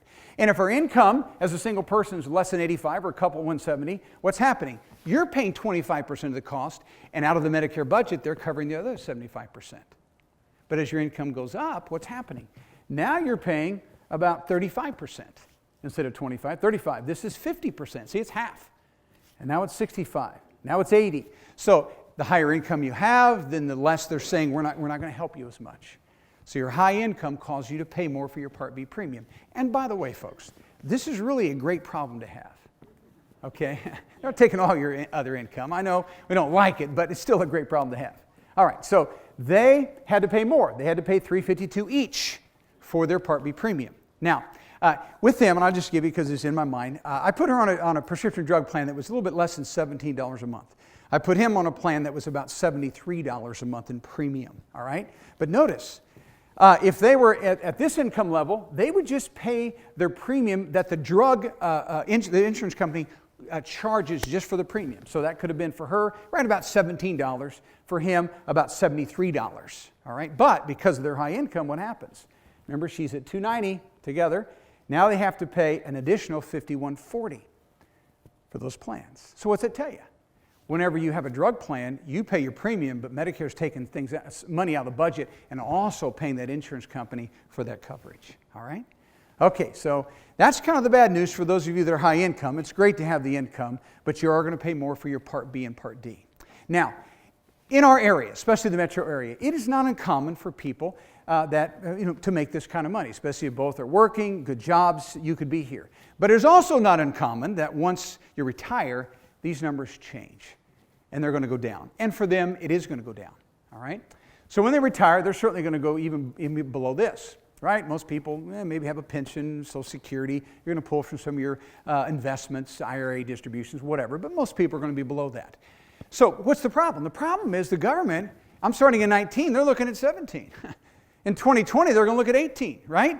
I don't want them to look at 17. I want them to look at 18. Hey, I had a life-changing event. I want them to look at 19 because these numbers are no longer reality. So here's what we're doing with those people, okay? This takes you right down below. Look at this. This is called an IRMA appeal. Now, this is a 3-page document. We just put this portion in here because I wanted you to know that if you're going to be charged in IRMA, that additional surcharge because of high income, but when you retire, the numbers change. You don't have to pay the higher amount, but you do have to take the time to appeal this. And so if you work with us, we'll help you through all this. But here are the life-changing events. So you can say, I've had a life-changing event. My numbers are changing financially. For them, it's going to be work stoppage. Her last day of work is going to be 2/28/2019, and then they're going to put in what their estimated income will be for this coming year. Now, we want you to be accurate for sure, because they're going to go back and make sure that you were truthful about that. But for them, I think it was going to be like 110 or 120, something like that. So certainly those IRMAs are going to be dropped. So they're going to appeal it. Now, there's 2 things about this. Number 1, you can't go down to the office and appeal it till, number 1, this date has occurred. Number 2, that you get the bill from the government saying you have an IRMA, okay? So once we have the bill or the letter, and this event has occurred, then we're going down to the Social Security office. And we show up in the Social Security office. Are we going to put the paperwork in the box? No, it's way too important to do that. No, we're going to wait our turn, and we're going to say, I want to appeal my IRMA. Here's my paperwork. Will you make sure it's correct? And it'll be correct. And I promise you, they will not fight you for 1 second. They're happy to drop off your IRMAs. So if your income has changed, they'll drop them off, and you don't have the surcharges, okay? Right. So basically what we're saying is don't look back. I've had a life-changing event. Let me tell you what my situation is now. Okay, and you'll win that. All right. Enough of that. Now you understand how Part B premiums are established. If you're going to start Medicare and it looks like you'll be affected by the additional IRMA charges, we would be happy to assist you with your entire IRMA appeal process. The easiest way to learn more about how we can help you through this is to schedule a short call with one of our EnlightnU certified Medicare counselors. It's a completely free service, and at the end of the phone call, you'll know exactly how to properly appeal the surcharges. Click now to schedule a call today, or continue to watch the workshop and schedule a call with us later. Now let's go back to your grid, and let's talk about this Part B coverage. You're going to notice that Part B is also, like Part A, an open access system. There's no networks. We don't have to worry about, hey, is my doc or my surgeon in my HMO or my PPO network? Remember, folks, original Medicare has no network. As long as that physician, that provider, takes Medicare, you're eligible to go there. All right? Now, what's covered under Part B? Everything that would be related to outpatient type care, labs and cataract surgery. You go in for a scheduled gallbladder removal at an ambulatory surgical center. Okay, that's all outpatient, right? B pays the bills. All the docs and all the specialists that you would go to see in their office, or watch this, they come to see you in the hospital. B always pays the doctors. A paid the hospital. A paid the skilled nursing facility. But B pays the hospitalist and the anesthesiologist and the surgeon. Okay, they're going to pay the doctors. Okay? Durable medical equipment. If you have been diagnosed with sleep apnea, you probably have a CPAP machine, right? Or one of those kind of machines. You may have oxygen equipment or a scooter or a wheelchair or a walker or a bed in the home that's medically necessary. All this durable medical equipment. If you're an insulin-dependent diabetic, you probably have test strips or lancets, and that's called durable medical equipment. I will tell you, if you're an insulin-dependent diabetic who uses a pump, that is also considered to be durable medical equipment, and the good news for you is the insulin that goes through the pump is also paid through the B of Medicare. Huge blessing to you. Now, if you are an insulin-dependent diabetic, you self-administer your insulin, Novolog, Humalog, Lantus, some of those with your quick pins, that's covered under drug plans. Okay, I wish it wasn't, but it is. But for those of you that are on a pump and your insulin goes through it, they'll pay through it through Part B. All right? Next, home health care. Remember, we saw home health care on the A of Medicare. It's also on the B. Why? Because sometimes people have an outpatient procedure, a surgery or something, and they need some additional attention. It's cheaper to have someone come to their home, and so that's what they do. And so the home health care follow-up bills are paid through Part B because it started in Part B. All right? And then preventive services. Now, this is our very last stapled sheet. It is pink in color. And I'm going to spend a lot of time on this because we're very familiar with how preventive works today. Right? 2010, when the ACA became law, one of the changes was insurance companies had to start providing a certain list of preventive services. And it's based upon age, based upon gender, based upon health history. So all that we have done, we just put this sheet together for you so at least you know these are kind of the general services that Medicare will provide for you as preventive, and it's paid through Part B. Now, I want you to know that your list could be longer. You know, if you've had a history of cancer, then you're certainly going to get more screenings and tests, and you understand that. This is just a general list, but my main thing is Part B is going to pay for it, just like your present insurance company pays for those things. Now listen, pneumonia shots, preventive. Flu shots, preventive. Shingle shots, not preventive. Okay? Now you may think they should be, but the government says no. Shingle shots are covered through drug plans, all right? So through D. And so not everything that you would like to be considered preventive is going to be preventive. They're the ones that are going to determine the list. That's the point, okay? But if it is preventive and Medicare says it is, then it would be paid through B at no cost to you. Now, when you first go on Medicare, Medicare is kind of a unique thing they call the Welcome to Medicare Physical. And when you begin Medicare A and B, for the first 12 months, you can have this Welcome to Medicare Physical. The doctor gets paid more, supposed to spend more time with you. They're supposed to, I think they do an EKG and a couple other things that would be beyond just a normal annual wellness checkup. But that code is only good for 12 months, so take advantage of it. And then after that, it's just annual wellness exams. All right, so that's preventive services paid by Part B, no cost to you. All right, now, financially, other than preventive, here's what it's going to cost you. We start off with the deductible. This year, the deductible was $185. Last year, that read $183. So they raised the deductible a whopping $2. That's it. So the Part B deductible has been low historically. In fact, it's moved $38 in 6 years. And so they don't move it often, they don't move it very much. So we have a very low deductible on the B of Medicare. And after that deductible is satisfied, Medicare is an 80-20 plan. They're going to pay 80 and you're going to pay 20. Now, I want to qualify this, and we, of course, tell all of our clients this. You have to be proactive, and you need to be paying attention to make sure Medicare pays their 80%. Here's how you do it. Number one, you're always going to ask two questions. Number one, Doc, do you take Medicare, right? And what's the answer usually we're going to get? Yes. Now, not everyone takes Medicare, but the majority of physicians and providers do, okay?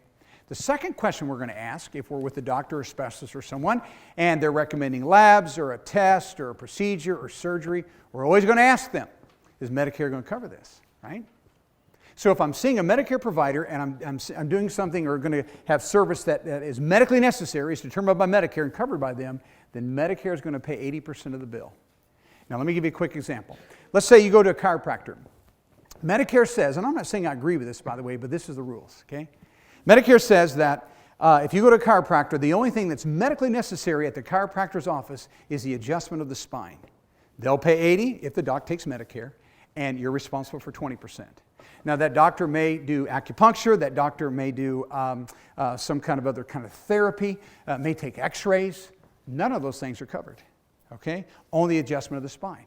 So if it's a Medicare provider, medically necessary as determined by Medicare, that's when they pay 80 and you pay 20. So if I have acupuncture, if I were to have x-rays or some other kind of treatment there, I'm 100% out of my pocket on that. Medicare will pay nothing. That's why you ask, now is this going to be covered? And almost always they know, okay? They want to help you. They want to make sure they're going to get paid as well. Okay, so that's 80-20. Now your 20%, we call this co-insurance. Remember you have co-pays and co-insurance. Co-insurance is a flat dollar amount, $5 copay, right? $10 copay, $25 copay. This is co-insurance. It's always a percentage of the bill. So Medicare pays 80, you pay 20%, co-insurance. Now here's the problem with your 20%. That statement right there, your 20% is unlimited. Now listen, unless you're on Medicare, you don't have a plan like this. Every plan, because the ACA did this, ACA says there has to be a stop-loss limit or a max out-of-pocket established on every plan. But that law did not affect Medicare. And so that's why your work plan stops at 10 grand or 5,000 or wherever. There's some max out-of-pocket. Medicare never stops. So sky is truly the limit. This is why I told you I think it's very unwise to have Medicare A and B only. There's too much risk, too much exposure. What's the problem here? The problem here is that right there, doctors. So I have an operation, the surgeon, the anesthesiologist, maybe another physician in the room. Someone's going to read the x-rays. All those are going to be paid through Medicare B, and so it never stops. So I could have a surgery in the morning and something goes wrong, I'm back on the operating room that night. So all the docs are paid through Part B, and there's no stop-loss limit. It keeps going and going and going. Truly, sky's the limit on this. Okay, a lot of risk today. Lastly, I want you to know this on this Part B system. This says you pay all physician excess charges. Now, this is also unique to Medicare. This means that there are some physicians that can see Medicare patients, can bill Medicare, can be reimbursed by Medicare, but they are not under a contract that obligates them to take the Medicare reimbursement amounts as payment in full. They're going to add something to the bill. That something is called an excess charge. And when it occurs, you have to pay it. All right? Now, statistically, this right now, 2019, this is happening about 1 out of 10 doctors. That's what they tell us, so across the country. So 9 out of 10 chances we're not going to see this. I can tell you, you go to Mayo Clinic, all the docs do it there. Okay, we have some docs in our local area that do this as well. All right, so I believe, even though it's 1 out of 10 now, I think over time that's going to change. Why? Because Medicare is very good at cutting the docs. I have several docs that are clients, but I just talked to one last week. They've been with us a while, and we helped them with some financial stuff. And he's an ear, nose, and throat specialist on the plaza. And I asked him, because I've seen him for a year, and I asked him how things were going. And we just talked about this again. He said, yeah, every year I keep struggling with this. I really want to charge excess, but I'm not yet. And so his wife was in the appointment as well. And she spoke up and she said, yeah, of course we can't, because it makes people mad. And that's exactly why they usually don't charge it, because it makes people mad. They're not prepared for it, right? Surprised by it. So why is it that Mayo Clinic always charges it? They don't care if you get mad. True. They're saying we're worth it. We have to have that. So I'm saying to you, I think over time there's going to be more and more docs that will do this. And so I'm concerned about excess. Now, I may not be concerned about today, but remember, your life expectancy is 87 to 90 years old. You're going to be on this a long time. I don't know. It could be in 5, 10, 15 years that half of all docs are charging excess, or maybe more than that. And so I think excess could become an issue. So I'd be prepared for it if I were you. All right, so let's talk about this. So again, I said only 1 out of 10 doctors will do this. So here's the way it works. This is on your grid. The doctors that don't charge extra are under a contract called assignment. And this is a doc, and by the way, lots of rules with this contract, but the one for our conversation tonight is this. That doctor accepts Medicare-approved amounts, doesn't bill extra. So the way it works is this. We have a $100 bill that Medicare says that particular visit is worth $100. Medicare pays $80. What do you pay? $20. Remember, 80-20. Nothing extra. A doctor that adds 15% to the bill, what happens is now we have $115, 15% added to the $100. Medicare does not change their amount that they're going to pay. You still pay $20, and now you got to pay the 15%. Now, in this example, that is no big deal. We can all afford to write a check for $15. Here's my concern. Let's say you have a pretty serious surgery. Medicare approves that surgeon for $10,000. 80-20, Medicare pays 80, you pay 20. But that surgeon just so happens not to take assignment but charges excess. And so now we have $1,500 added to it. Medicare pays $8,000, now you pay $3,500. And you may have the wherewithal to write the check, but you're probably going to be frustrated you have to do that. All right? So that's the system, assignment doctors and excess. Why is this important? Here's why. Because some of you are going to buy supplemental plans to supplement the gaps that Medicare doesn't cover. And there are 2 plans that will pay all of that and all of that for you. Those are plans F and plan G. They're the only 2 of the 10 MedSup plans that will cover excess for you. F and G.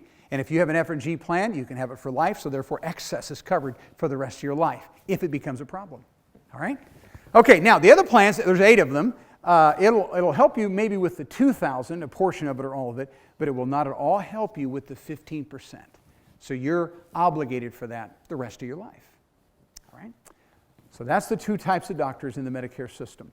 If you have decided you want to use original Medicare A and B with a supplemental plan, we would love to help you find the best plans in your area. We'll help you narrow down all your plan options and choose a plan that fits your specific health and financial situation. The easiest way to get this process started is to schedule a short call with one of our EnlightnU certified Medicare counselors. It's a completely free service, and at the end of the phone call, you'll know exactly which companies, plans, and rates might be the best fit for you. Click now to schedule a call today, or continue to watch the workshop and schedule a call with us later. All right, now that should have completed our Medicare A and B grid. You should be done with that part. Open it up now to notes page 2. Remember what I told you? I'm going to teach about A and B. Now let me give you a couple real important statements about A and B. Page 2 of your notes. Part A, hospitalization insurance, original Medicare, number 1, or letter A. Medicare recommends enrolling into Part A at 65. If you were to call their office, they'll tell you at 65, take Part A. But I want you to know that even though they advise that, if you or your spouse are still actively employed, you're still working, one of you are, and still covered by an employer-provided plan, that enrollment into Part A of Medicare is not required. And almost all of you in this room have had someone say to you, you're turning 65, you better take Medicare, at least Part A. If not, you're going to be penalized. Anybody hear that? Sure you have, yeah. One of the biggest pieces of misinformation that floats around. And they're simply wrong. Now listen, if you do not have a work plan, you or your spouses, you're going to take A and B, right? We're taking A and B. But if I'm still working, you don't have to take A or B at all. You don't have to sign up for Part A. And here's why I'm mentioning this. You may be working, and your employer may have for you an option called a high deductible health plan. And attached to that, almost always, is a health savings account called HSAs. You may be contributing, they may be contributing, it's a tax deduction for you. If it's a growth account, it's tax deferred. If you use it for medical expenses, it's tax exempt. So it's like a healthcare IRA. They're very, very nice, right? So almost all high deductible plans have this HSA.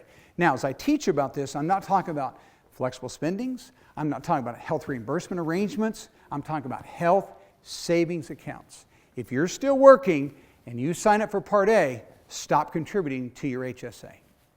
Because any future contributions, once you've started any part of Medicare, are now ineligible. Okay? You cannot contribute to an HSA any longer once you take any part of Medicare. Now, what does that mean then?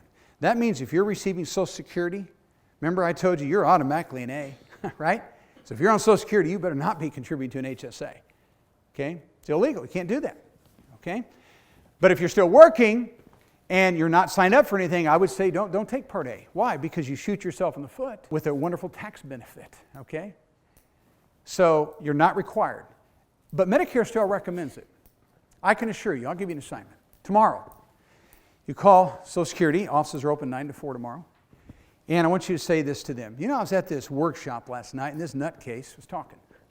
And he said that I am still working and that I don't have to take Part A. What do you recommend? And I will guarantee you, here's what they're going to say to you. They're going to say, you should take it. Ask them why. They're going to say it's free. True. Right? Why is it free? 40 quarters. Right? And then they're going to say this. And besides, there may be something that will cover that your group plan will not cover. Okay? I say to that, highly unlikely. Maybe. Okay? And then after that, you're going to say to them, you know, I'm still working. I have a high deductible health plan, and I've been contributing to my HSA. Is that going to have any effect? You know what you're going to hear next? A pin drop. Because they don't know. Now listen, they're smart enough to know, but they're not trained to know that. And they're not about to put their neck on the line and tell you something like that. I'm telling you, they have no concept of this. All right? There's a second reason, I'll show you in a couple minutes, also if I'm still working, why I wouldn't take Part A. But I for sure wouldn't if I'm contributing to an HSA. Now, another rule about this, very important. Once you set your retirement date, let's say we're going to retire, let's call it December this year, 2019. You know you're done then. You're going to start your Social Security, you're going to start your Medicare, one or the other, whatever. And we're going to start December. We know that's our final date. Here's what's going to happen when you enroll in Medicare. Okay? They're going to backdate your A 6 months, for sure. Okay, and if you're 66, by the way, or 67, they're going to offer you a lump sum as well. But they're going to backdate that A date. So that's why when you're reading, and they'll say when you plan for retirement, be sure to stop contributing to your HSA 6 months prior to retirement, because they're going to backdate your Medicare 6 months. They are on the A date. Everybody got that? Okay, so I've warned you. Question is, do you have to take A when you're still working? The answer is no. Why do most people do it? Because someone at work said you better do it or you're going to be penalized. Is that true? It's not true. Here's the truth. If Medicare Part A is free, due to 40 Social Security quarters, you or your spouses, a late enrollment penalty is never, ever, ever assessed. Okay? So who has to pay penalties?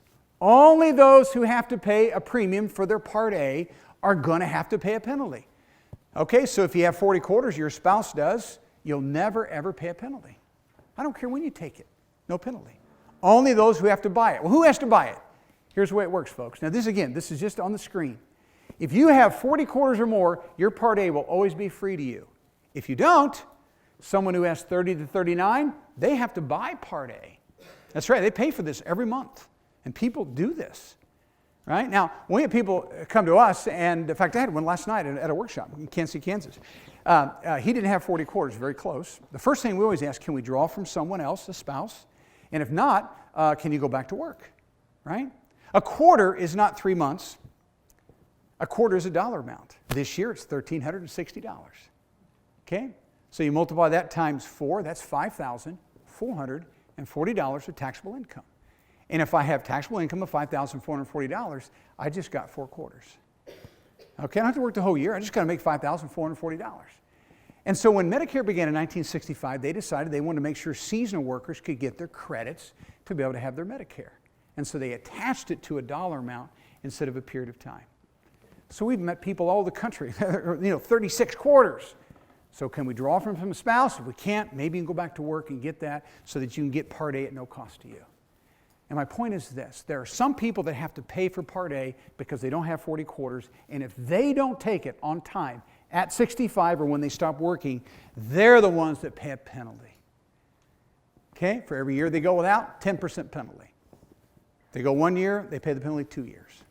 Okay, so 20% penalty. 20% penalty added to that right there. So let's say you don't take it for 10 years, 100% penalty. What's 100% of zero? 0. See the point? It's always 0. If it's 0, it's always 0. So when the coworker says, you better take Medicare, you're going to be penalized, right? Here's what you tell them. You need to go to this workshop I went to. Yeah. All right, now you understand. Okay, let's go to B. Here's your statements. Again, notes page 2. It's critical that you know this. If you or your spouse still working, we're covered by an employer-provided plan, right? We like the plan. We stayed on the plan. It may be best to delay Part B enrollment until that coverage or that employment ends. Folks, it is fine. And when you think about it logically, the government is happy for you to be working and covered by someone else. They don't want that liability of yours medically. They're glad that you're still working. They only penalize people who should be on Medicare that are not. They're glad that you're covered by a group plan. So they're going to let you delay. And they're going to allow you to come in, special enrollment, right? And so if I'm 67 years old and I made the choice to delay taking Medicare, and I show up to work and the company's shut down, I'm fired, whatever, do I have to panic? No. I have 8 months to come into Medicare, called the special enrollment period, right? And the paperwork that goes along with that. All right, letter B. Parts A and B of original Medicare can be enhanced, improved by purchasing a separate MedSup plan. We call these Medigap policies, right? MedSup's all the same. And you buy those from private health insurance companies. Now, this is in part what is filling up your mailbox. All right? Now, don't blame me for filling up your mailbox. We just mailed you a few postcards. And by the way, you're going to get a few more. Okay? But they're real thin. Okay? Why didn't I send you a thick packet of information? Well, because I don't know enough about you yet. And I think every single one of you are intelligent enough to get this figured out. If someone will take the time and a couple hours and show you how this works. So our company is committed to education. Okay? That's why we educate you. I didn't send anything but a card saying, hey, come to a workshop. Let's teach you some things about what you're getting into, right? Not just take some applications, stick it under your nose and say, hey, here's the best plan for you, which probably means is the best commission for me, right? Sign here. Off they go to someone else. That's the way the business works. Some of you are going to want to buy MedSup policies. You're going to want, it's going to be a good fit for you. But the question is, why do we need one of those? So let's do a quick review. So go to your grid. Let's do a quick review. If I go to the hospital, is it going to be free? No. This year, it cost me a deductible of how much? $1,364. Now, that's a bargain. It's going to cover me for the first 60 days. Again, going to cover most situations. But if I happen to be really sick, I'm in the hospital longer than that, the third month I'm going to have to pay what? $341 a day copay. So we do the math, that's about $10,000 for the third month. And then they're going to double it to $682 for months 4 and 5. If I'm still in the hospital, it's going to cost me $20,000 per month. That's your liability. Medicare pays everything else, but you got to pay that. And then there's a possibility that I have to go to a skilled nursing facility after a stroke or maybe a fall or a hip replacement. The first 20 days, Medicare says they'll pay all the expenses, but there's one requirement. What is it? 72 hours in the hospital, right? Or longer, right? And they'll pay everything the first 20. After that, it's all free. Is that true? No. $170.50 a day copay for the next 80 days. Do the math, every 30 days about $5,000. Okay? So all of those, the $1,364 and the daily copays and the extended stays for the skilled nursing, those are all your financial responsibilities or gaps in your coverage that Medicare did not pay. All right? Now let's go to the B side. Medicare has a historically low Medicare B deductible. What is it this year? $185. You got it, right? And once I pay that, then everything on the B side is going to be free. Is that true? No, not at all. Medicare pays $80 and you pay? What's the problem with your 20%? That's right, never stops. No stop loss, sky's the limit on that. And there's a possibility I go to a physician, Mayo Clinic, and they're going to add something to the bill called excess. What's the most they can add to the bill? 15%. And when they do that, who pays it? You do. So you have 3 gaps on the A and you have 3 gaps on the B. You're responsible for those costs. And the majority of people who look at that chart say, I don't like the risk, I don't like the exposure. So what the majority of people will do is they'll say, I want to transfer the risk of that to an insurance company. I'm going to buy a supplemental plan or a Medigap policy to take that risk from me. Okay? And folks, this is what we do in all insurance. Okay? Now, I told you that I have 5 biological children, 2 that we adopted from Uganda. I'm an early riser. I like to get up early, come in early. I enjoy exercising. And then I go to the office. About a year ago, I was leaving my home. Again, we live way out in the country. 2 miles of gravel. Let me tell you about gravel. Number 1, I hate it. And number 2, I hate gravel dust. Okay, I'm telling you. Anyway, so I'm driving down our road. I leave our house. It's 5 o'clock in the morning. Traveling down the road. Boom! I hit a deer. Deer everywhere in the country. Totals out my car. I mean, it totaled it out. It was a mess. Okay, anyway, so that happened. So I buy a new car. I bought a Lexus. It's a pretty nice car. And 4 months ago by now, I leave my home, 5 o'clock in the morning. I'm driving down the car. Boom! A deer hits me. And I'm telling you, this deer was a buck. It was huge. Hits the front of my car, comes around and the passenger door, and I'm hearing hissing, and then the deer survives. It's gone. So I get out of my car. I'm telling you, pitch black. I'm in the middle of nowhere where we live. And I'm pulling away the metal from from where it's coming in against the tire. Tire's still aired up. I'm glad for that. And so I'm able to pull the metal away, and I come into town. Okay? I still worked out, because what are you going to do at 5:15 in the morning, right? And so then I drove it to Hendricks, and they fixed it for me. Okay? One of the headlights was $1,000. The whole repair was $15,000. You know what it cost me? $500. You know why? Because I transfer the risk of that to my auto insurance company. I pay them a premium and they took the risk. Okay? I've hit in the last year and a half 2 packs of coons and 2 deer. You know what my insurance company did? They dropped me. They really did. They dropped me. It doesn't help that my wife has a heavy foot either. But the point is, I was dropped. I had to find other insurance. It really happened, okay? But here's my point. I was not troubled by that the light cost $1,000 or the whole repair was $15, because my insurance company took care of that. I transferred the risk of that. You do the same thing on your homeowner's policy. That's what we do with insurance. And so when you look at those gaps and you decide, I'm going to stay in original Medicare, you probably don't want to take on that liability. So you're going to pay an insurance company to take that from you, and we call that a MedSup policy, Medigap. That's all we're doing. If you have decided you want to use original Medicare A and B with a supplemental plan, we would love to help you find the best plans in your area. We'll help you narrow down all your plan options and choose a plan that fits your specific health and financial situation. The easiest way to get this process started is to schedule a short call with one of our EnlightnU certified Medicare counselors. It's a completely free service, and at the end of the phone call, you'll know exactly which companies, plans, and rates might be the best fit for you. Click now to schedule a call today, or continue to watch the workshop and schedule a call with us later. All right, so let me teach you about these now. Let's go through them. There are 10 of them. I'm not going to bore you with all 10, I promise. I'm going to tell you about 3. But what I want you to understand, this concept is very important. Number 1, Medicare gives each of those plans a letter. And that letter just represents a type of coverage, how that letter is going to fill in those gaps, either fully or partially. So that's what the letter means. So when you buy that letter, you're buying a coverage. So they are standardized by Medicare, which means this. If you buy an F plan today, now watch this. An F plan, one of them, covers all the gaps, 100% coverage of Part A and B, those 3 gaps on the A and 3 on the B. If you have an F plan, as long as Medicare pays first, that supplemental plan F will fill in every single one of those gaps. We tell our folks that have F plans, when you get a bill, if you get one, don't pay it. They should not get a bill. And the reason someone would get a bill for an F plan, number 1, is because probably miscoded. The provider didn't code it correctly. Well, that could be corrected, refiled, Medicare pays, they pay, right? Or they went to the chiropractor and there was acupuncture or x-rays. Medicare's not going to pay, that F's not going to pay. But as long as Medicare pays first, that F plan pays everything else. It's following Medicare. Medicare pays, they pay, right? Medicare doesn't pay, they don't pay.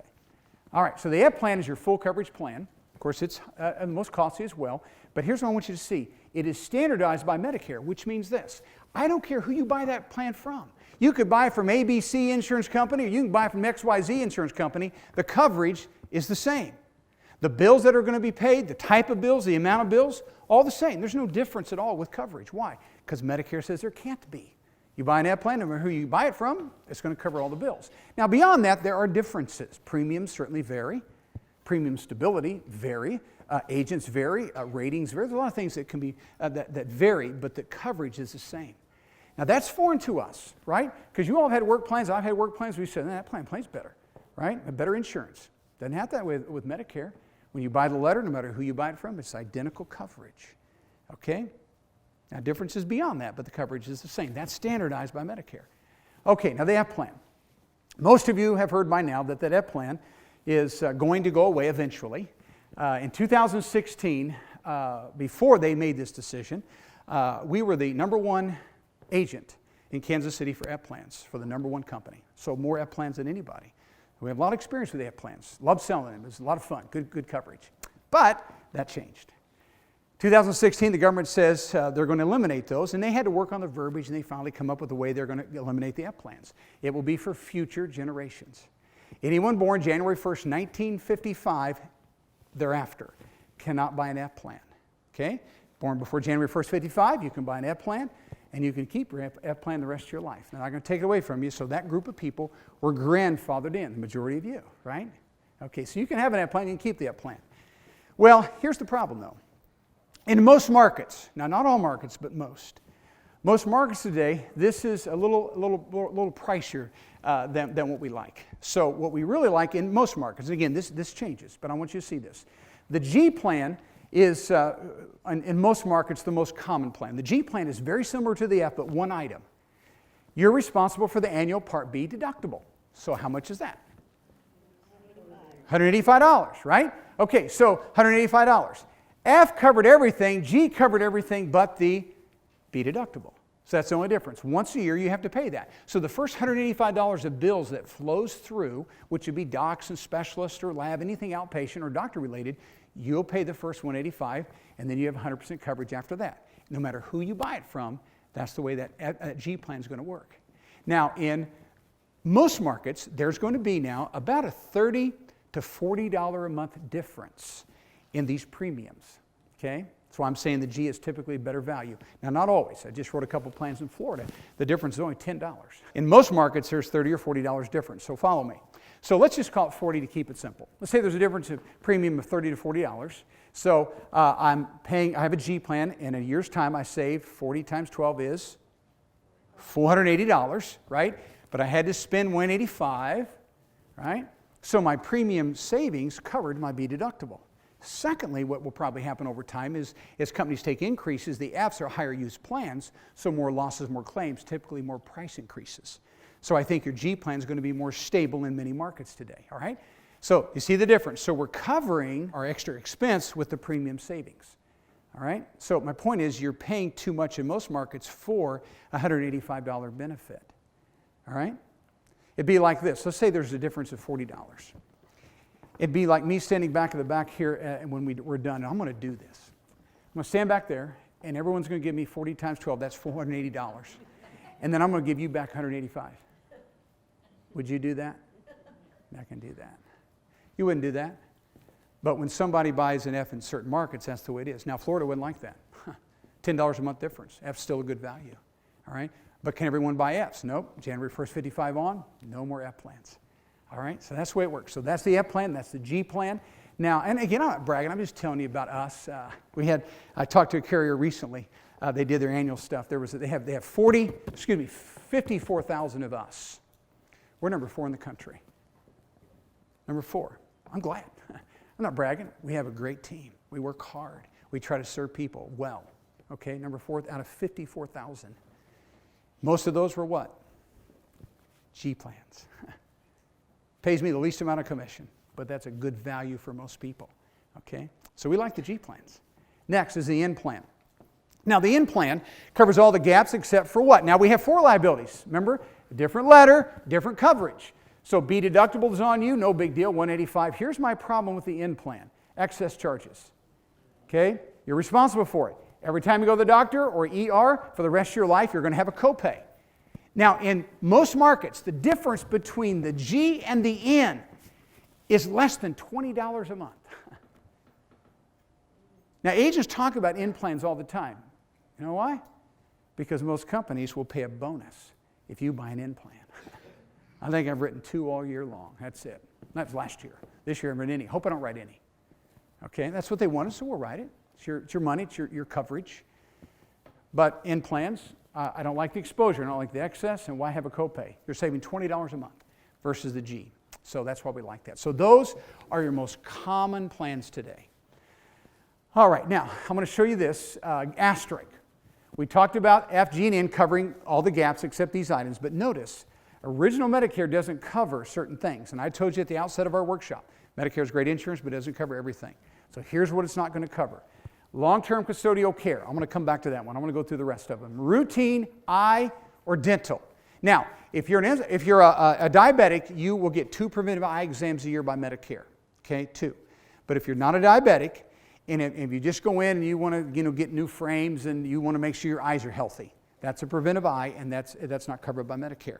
But if you're honest and you're having floaties or you're having vision problems, it's medically necessary and covered by Medicare.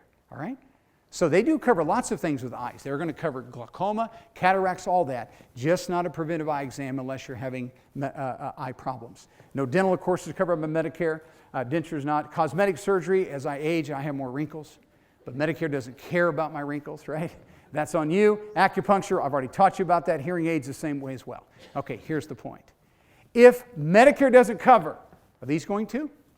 No. People ask me all the time, well, are they going to cover it? No. Medicare pays, they pay. Medicare doesn't pay, they're not going to pay. All right? Now, let's go back to this long-term custodial care. This is a very common question we get. Is Medicare going to cover me when I'm in the nursing home? Well, you have a heart attack, yes. But if you just need help bathing, dressing, eating, toileting, transferring, taking medications, dementia, Alzheimer's, they're not going to cover those items. They only cover things that are medically necessary, high likelihood of recovery. These things are things that are typically age-related or health-related, and you just simply need help living every day. Okay, we call them activities of daily living. Bathing, dressing, eating, toileting, transferring, taking medications, dementia, Alzheimer's. They're important, but Medicare doesn't pay. So are these guys going to pay? No. They follow Medicare. Medicare must pay first. They follow. With one exception. Watch this. This statement here. All the above plans include foreign travel emergency benefit. Just last summer, we had one of our clients. She's been with us a long time. She was in Ireland on vacation. She gets off the plane. Within 12 hours, she's in the hospital. 4.5 weeks, $172,000 bill. Okay? How much of the bill in Ireland did Medicare pay? 0. Who said that? You're right. 0. Nothing. Why? Because Medicare only covers you in the U.S. or U.S. territories. That's it. In Ireland, no coverage. All right? Well, these plans help a little. These plans, this is a cumulative policy benefit. Okay, so total $50,000. She actually has been with us a while. She's on F plan. It paid $50,000. She wisely, when she made her travel arrangements, bought $100,000 worth of health insurance, attached it to her plane ticket. I mean, next to nothing price-wise. They paid $100,000. She had a balance of $22,000 that she had to pay. Okay? And here's the point. If Medicare doesn't pay, the plans don't pay, except this one exception, foreign travel emergency. Okay? So, moral of the story, if you travel a lot, probably a pretty good idea to get some travel insurance. There's a couple companies we like and use. Happy to share that with you at a future date if you'd like. Okay, so that's that. Now, go to page 2 of your notes. Let me give you your very important statements about supplemental plans, and then we're going to go to Advantage plans. Page 2. Purchasing MedSup plans. When first signing up for a Medicare Part B, meaning you're going on Medicare, you're no longer on the group plan, you'll be given a once-in-a-lifetime opportunity. Very important. This opportunity gives you the chance to buy any Medigap policy that's sold in your state regardless of your health status. During this period of time, we will absolutely ask you no health questions whatsoever. Why? Because we can't. I'm glad. Because the insurance companies have to take you during this time. No matter what pre-existing conditions you have, I mean, they could be terrible.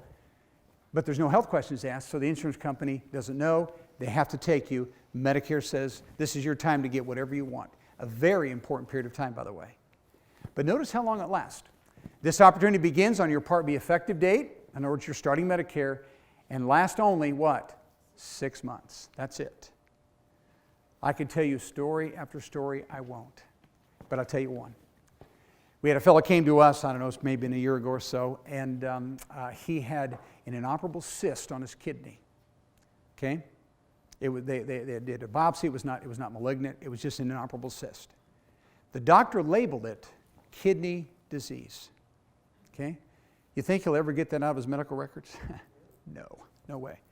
Okay, I've had people that had tremors and doc says Parkinson's. Really wasn't, but tremors. Okay? Yeah. So it's hard to get stuff out of your medical records. So during this 6-month window, if he would not have bought a supplemental plan, and he did from us, but if he had not, he would never, ever, ever, ever, ever be able to buy a Medicare supplemental plan the rest of his life. Because he has 6 months to get whatever he wants. No pre-existing conditions are even asked. Okay? So this is a very important period of time. And so when agents who are rookies or are not honest will tell you, don't worry about it, when we have open enrollment, you can just switch and do whatever you want. Nonsense. With everything except drug plans, there will be some health questions that are going to be asked. You just can't switch and do whatever you want when you want. Okay, you can't. There's rules for switching. And so this 6 months, get anything you want, no health questions asked. Now some of you are thinking, now wait a minute. I thought when the Affordable Care Act became law, there were no longer pre-existing conditions. And that is true, non-Medicare plans, non-Medicare age. But that law did not have any effect in Medicare, on Medicare. Why? Because they've always had this 6-month period of time, you can get anything that you want. Okay? All right, so that's the way it works. Which means what? After 6 months, I'm going to have to go through underwriting. Okay. Now, supplemental plans, if you decide this is how you want to be covered, they can be kept for life. Very nice feature of these plans. So that fellow who bought that, who has, supposedly kidney disease, inoperable cyst, but he gets to keep that policy the rest of his life. He never has to worry about changing it, renewing it. As long as he pays his premiums, that policy continues to renew for the rest of his life. Supplemental plans are portable. You can take them with you anywhere in America. You have the same kind of coverage. Okay? And as long as you pay your premiums, they can never cancel that policy. Now, here's a heads up. Almost everyone today pays through bank drafts. Now, you work with us. We don't charge any money. We're totally free to you. But we do have to have a routing number and account number to give to the insurance companies to do bank drafts. Right? And so we give that to them, and they do the bank draft. And if they ever go in to do a bank draft for you to pay your premiums, and it's insufficient or the account's been closed, you moved or whatever, then what happens? You're immediately put on 30 days of grace. And if you have not brought that policy current in 30 days of grace, they will cancel it. And then you'll get a letter, Dear John, we cancel your policy and we'll reinstate it. But what's required? Underwriting. And so if your health has changed during that period of time, you just lost your policy. It will only be reinstated after underwriting. So that's why we're saying if you move, change bank accounts, whatever, update that. Call that company. Hey, here's my new routing number and account number. And all will be well for the rest of your life. If you have decided you want to use Original Medicare A and B with a supplemental plan, we would love to help you find the best plans in your area. We'll help you narrow down all your plan options and choose a plan that fits your specific health and financial situation. The easiest way to get this process started is to schedule a short call with one of our EnlightnU certified Medicare counselors. It's a completely free service, and at the end of the phone call, you'll know exactly which companies, plans, and rates might be the best fit for you. Click now to schedule a call today, or continue to watch the workshop and schedule a call with us later. So that should have finished our grid for A and B, and it finished some more of our notes on page 2. So let's go back to the grid, and let me teach you about Advantage plans. Statistically, about half of Americans have Advantage plans. I know you've heard about these. They're advertised a lot on television. You get mail about these. And in order to have an Advantage plan, you have to be enrolled in Medicare. Okay, you can't have an Advantage plan without that. So we're enrolled in A and B. Now, what I'm going to teach you about these would be the distinctives of Advantage plans and then the difference of Advantage plans versus Original Medicare that we just spent all this time on, okay? Because I think it's important you understand this because some of you are going to buy it. First off, one of the big differences is networks. Did Original Medicare have any network? No. Go wherever you want as long as they take Medicare. Medicare is your network. Not so with Advantage plans. These private health insurance companies will put together a network of doctors and specialists and hospitals. There will be two types, HMO and PPOs. Now the HMO we describe with the smaller box only because there will be less choices. There are less docs, less hospitals that are going to be in that network. It's smaller. The PPO is always larger. Why? Follow the money. Truly, the HMO contract doesn't pay the providers as much money. PPOs pay a little stronger, and there's more doctors that say, hey, we're willing to see a PPO patient, but on HMO, we just don't like the reimbursement rate. It's true. Now, some say we don't take any of them. We don't like the reimbursement rate, period. We don't want to mess with it, all right? But point is, you always are going to have a network with an Advantage plan. Another difference is some of the HMOs require a referral. In other words, you have to see your primary care doc to see a specialist. And some people hate that, others, no big deal, all right? But you have to know that. In this market right here, there are 7 companies that offer Advantage plans. Of those 7 companies, there's 29 plans available. That's a lot. 9 of them have no premium. So the point is, there's plans here that people look at these, they say, wow, I like the fact there's no premium. And I'm going to show you why that's the case. But those that have no premium are almost always HMO plans. All right? So the PPOs typically have some kind of a premium. But here's another difference. Out of network. What is this? This is someone who says, I have cancer and I want to go to MD Anderson. If you're on an HMO and you want to go out of your network, they will not pay a penny. You cannot go out of the network if you're on an HMO Advantage plan unless it's urgent care or emergency room. That's it. Everything else. So if you want to go out of network by choice, you cannot go out of network. You can, but they're not going to pay anything. PPO, you can go out of network. That's why we have this dash, because you can go out of network. Now, when you do that, you're going to pay more. You go to MD Anderson, if they would take the plan, it's going to cost you probably $10,000. The bill could be $200, and you're going to pay about $10. So the out-of-network benefit is yours, but it'll cost you a tad bit more. Okay, so always a network with Advantage plans. So that's one difference. Number 2, the way they're structured financially is also different.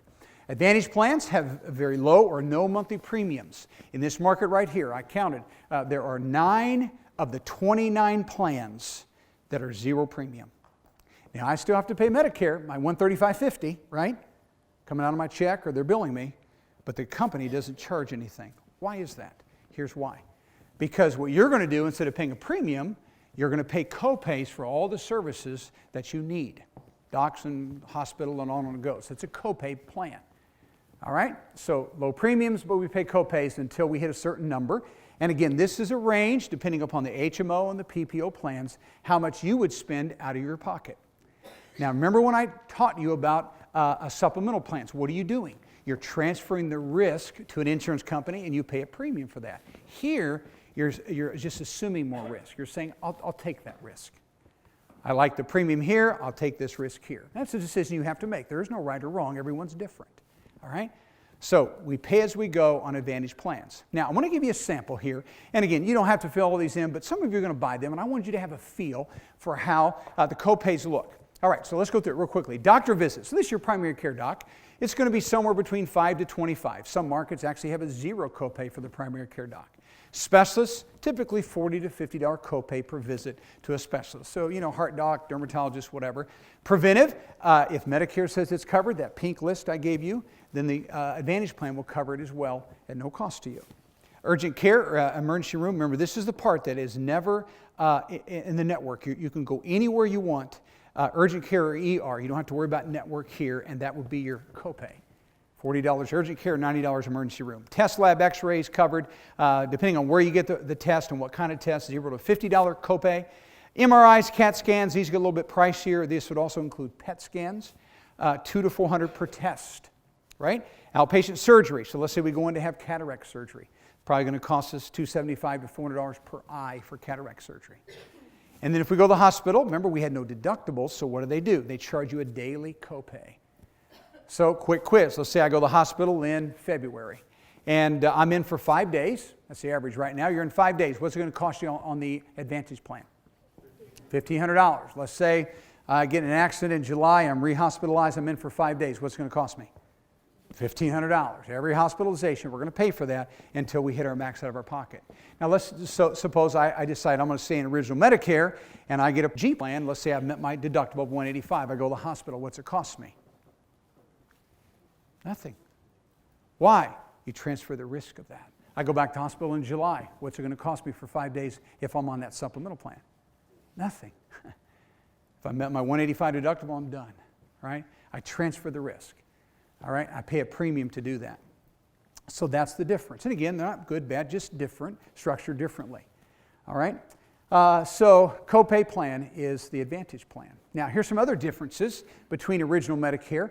Almost all of the Advantage plans are going to have embedded or included a prescription drug plan. So whatever they offer you, you have to take that.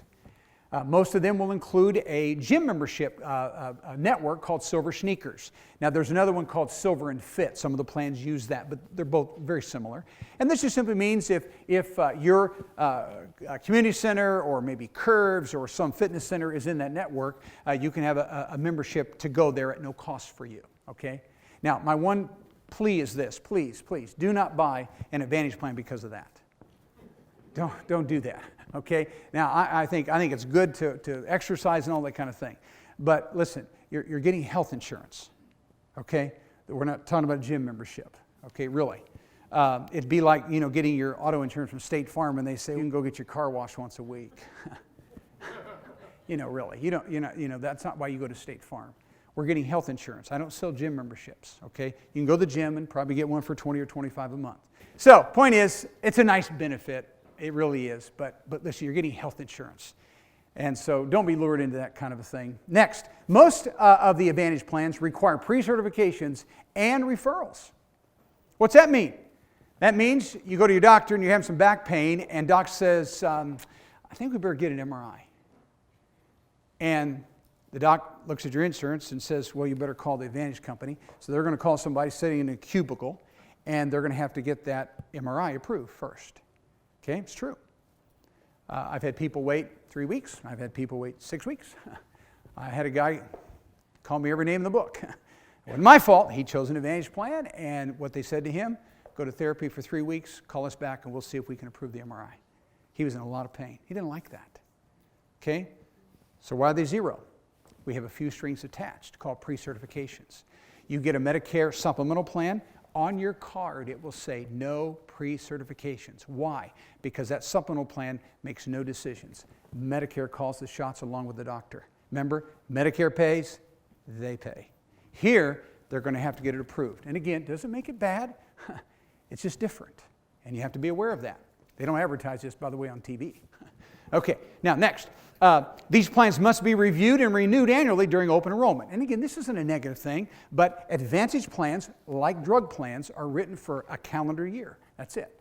And so doctors can come and go, hospitals can come and go, the plan can change copays, they can do whatever they want because it's a year-long contract, that's it.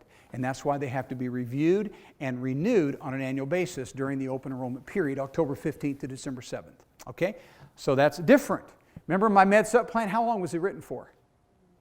Life. Pay the premium, you got it. Anywhere you go in America, you have it, right? Not so here. Next. You must health qualify. Now, this is very important, and I promise you, this is not advertised on TV. This is my biggest difficulty that I have with the Advantage plan. Okay, and we have clients that are on them, and it's a very good fit for some people. But this is what you must know. You must health qualify to switch to a Medicare supplemental plan after 12-month trial period expires. Now, I'm introducing a new concept, but Advantage plans have the potential of giving you a trial period that lasts for 12 months. I said the potential. Not everybody will get a trial period that takes an Advantage plan. Some people will, and I want to make sure you're clear on who gets it. And what I'm getting ready to teach you, I will guarantee you 80% of agents in most markets have no concept of this. They're not trained to know this stuff, but this is the way it works. Here we go. So the question is, who gets a 12-month trial period? All right, so here's our case study. Watch this. We have John and Jane Smith. They are both turning 65 June of this year. John has made the decision to retire. He's going to start Medicare A and B. He's 65 years old in June. So when he gets his Medicare card, it says 6/1/2019, 6/1/2019 on the B as well. He started Medicare at 65. So this is his scenario. So in this situation, here's the question. Does John have a 12-month trial period? And the answer is yes, he does. He has a 12-month trial period. Why? Because the trial period starts right there on that date. To have an Advantage plan, he's got to have both A and B, but his trial period starts on the A date. So for the first year, first 12 months, June 1st, all the way to May 31st of next year, anytime, any reason he wants off that plan, he is still in his trial period, and he can go right back to original Medicare, get a supplemental plan or drug plan, no health questions asked. First 12 months. That's a trial period. And he qualifies for that. Why? Because his trial period started on the A date of Medicare, as it does with most states in the country. All right? So he has a trial period, and during this trial period, there's no underwriting required to switch to a supplemental plan. Remember, originally, how many months do we have? 6 months. Remember that? When you do a trial period on the Advantage, they give you an extra 6 months. But if he stays on this plan beyond June 1st, 2020, now to switch, he's going to have to go through underwriting. So he has an inoperable cyst. Can he switch? No, he can't. If he has spinal stenosis, rheumatoid arthritis, can he switch? Probably not. Insulin-dependent diabetic? Maybe not. So there's health conditions that keep people off these plans. And I promise you, you'll not see this advertised on TV. Why? Because it's an issue that's negative. They don't want to talk about that. They want to talk about silver sneakers, right? It's true. Okay, I want to talk about this because this is what you have to live with if your health changes when you're on an Advantage plan. Hey, this just happened. I had a lady come in. She said, Marvin, my plan was, and she went on an Advantage plan at 65. She said I was going to stay on for 5 years. And at 70, I was going to go to a supplemental plan. 2 weeks before her 70th birthday, she came into my office. And she said, this is what I was going to do. I went ahead and kept the appointment since I had it on the calendar with you. But she said, I was at the dermatologist. And they removed a mole, did a biopsy on it, and it's melanoma. Okay? You know what? If you're going to try to get on a supplemental plan with melanoma, you'll be declined. No one will take melanoma. No one. Okay? So now she may heal from that and recover from that and be fine, but now she has to wait 2 more years. Because on cancer, we have to ask you, you've been diagnosed with, treated for, been prescribed medication for any form of cancer in the last 2 years. What does she have to say to that question? Yes. Declined. Okay? That's the way it works. Okay, so that's what I mean. These, you can get on them and you may be stuck on them. Okay, now, let's talk about Jane. Jane is his wife, and she's turning 65 in June, and she's going to keep working, though. But she doesn't listen to Marvin music. A lot of people don't listen to Marvin music. And so she is convinced that even though she's working, she better sign up for Part A because she's going to be penalized if she doesn't. She has 40 quarters. Is she going to be penalized? Nah. But she doesn't believe that, right? Okay, so she signs up for Part A only. She gets a card, Medicare card. She works 2 more years. She starts Medicare 2 more years to the date for simplicity's sake. We're going to call it June 1st, 2021. Question is, does Jane have a trial period? Answer. No. Why? Trial period starts on the A date in almost every state in the country. There are a few exceptions. We can talk about it another time. But the point is, trial period starts on the A date. So she has no trial period, which means what? Very first day on, June 2nd, 2021, if she ever wants to get a supplemental plan, she has to medically qualify. So she will always have to go through underwriting to get off of that Advantage plan, okay? Now, I am not saying Advantage plans are bad, because they're not bad. But they come with some strings attached that so many times people don't understand really what they're getting, okay? True story. Had a lady in last week. This is incredible. Came to our office and working with one of my other agents. And I'm always available. I went back and they had a couple questions and met this lady, real sweet lady, getting ready to retire. And I asked her what she did for a living. She worked for a very, very large insurance company. If I told you who it was, you'd know right who it is. I can't do that. Remember, this is a Medicare educational event. Can't do it. And her job, and she was paid very well. We have to find that out because we work with people and their IRMAs and all this stuff. And paid well. And her job was to negotiate for her company contracts for Advantage plans for the doctors and hospitals. That's her job, and made several $100,000s a year doing it. We wrote her a plan. You think she bought an Advantage plan? She didn't. She did not. You know what she said to me? I know how they work. Now, she was loyal to her company. They also offer a supplemental plan. She stayed with the company. But she did not buy an Advantage plan. She knows how they work. I told you, our company is truly a magnet to people in the medical world, docs, nurses, and we get them all the time. I don't know why, but we do. I'm glad we do. I have not one single time had a nurse or a doctor, anybody in the medical profession, buy an Advantage plan. You know why? They know how they work. They see it whenever people need it, and what they have to go through. The pre-certifications, the referrals, and all that kind of thing. They just do. It's kind of like the mechanic that says, don't buy that car. I've been under the hood, right? And they see those. And again, it doesn't make them bad. But on TV, what are they going to talk about? Zero premium, silver sneakers. Throw a little dental benefit in there, you see. Who are they preying on? 65 healthy people. That's who they're preying on, right? I don't see you as 65 and healthy. I really don't as my client. I see you as one day being 75, maybe not healthy, 85, probably not healthy. And if you get on one of those things, we better move within the first year, or you may be stuck on that for the rest of your life. Now, are they cheap monthly? Sure they are. Yeah, they're cheap monthly. But are they cheap in the in the long run, if you have some kind of a health issue? They're not. You'll spend more. You'll be frustrated, okay? Now, if you want to buy one, it's fine. We'll write it for you. I'm a broker. I'm happy to do that. The reason they're pushed, folks, is because Advantage plans pay very, very good commissions. They do. Yeah. I don't worry about my commission. I got to worry about your coverage. The commissions I've earned will take care of themselves, okay? So I'm concerned about your coverage. I'm concerned about cancer. I'm not concerned about pickleball. I'm not. I'm just not. I'm concerned about something happening to you, and you want good coverage. Okay, enough of that. I think you understand. Okay, now let's keep going. Now, I'm going to give you some notes on Medicare Advantage plans that are important. Page 2 of your notes. You've got to be enrolled in A and B. That's what makes you eligible. Obviously, you've got to pay your Part B premium. Even if the insurance company charges you nothing, you still got to pay the premium. You must live in the plan's service area. Now, most service areas are multiple counties. Okay, in our area, probably 8 counties. And that's the service area. But if I move out of that service area, then I'll have to get a different Advantage plan. And they make provision for that. You can do it as long as there's an Advantage plan in that area that you're comfortable with and all those things, okay? So, but you have to change. It's just like drug plans. If we leave one service area, we have to get a different drug plan in that new service area. Not supplemental plans. We take them with us anywhere in America. But Advantage plans and drug plans, you've got to live in the service area. Again, not negative, it's just the way they work. And you cannot have, that stands for end-stage renal disease.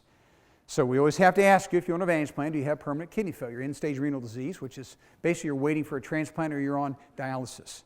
And if that's your health condition, you cannot have an Advantage plan. Now, if you have one and get end-stage renal, they don't kick you off. You'll max out every year, but you can still stay on the plan. You just can't get a new plan, okay? All right, so those are the rules for Advantage plans. Now, here's the next statement. A Medicare Advantage plan is not a supplemental plan. Now, you've been to our workshop, and now you understand the difference. Supplemental plans are filling in the gaps that Medicare didn't pay, right? Advantage plans are replacing Medicare. You cannot have both at the same time. Advantage plans are offered and managed by private health insurance companies, okay? That's who makes them available. Medicare's not a part really of any of that other than they approve the plans. That's it. Okay, so that's Advantage plans. If it looks like a Medicare Advantage plan is going to be the right fit for you, We'd love to help you pick a plan that works well for your needs.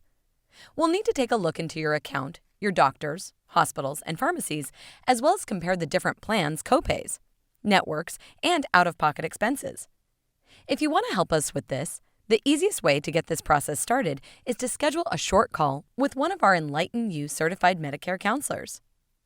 It's a completely free service, and at the end of the phone call, you'll know exactly which companies, plans, and rates might be the best fit for you.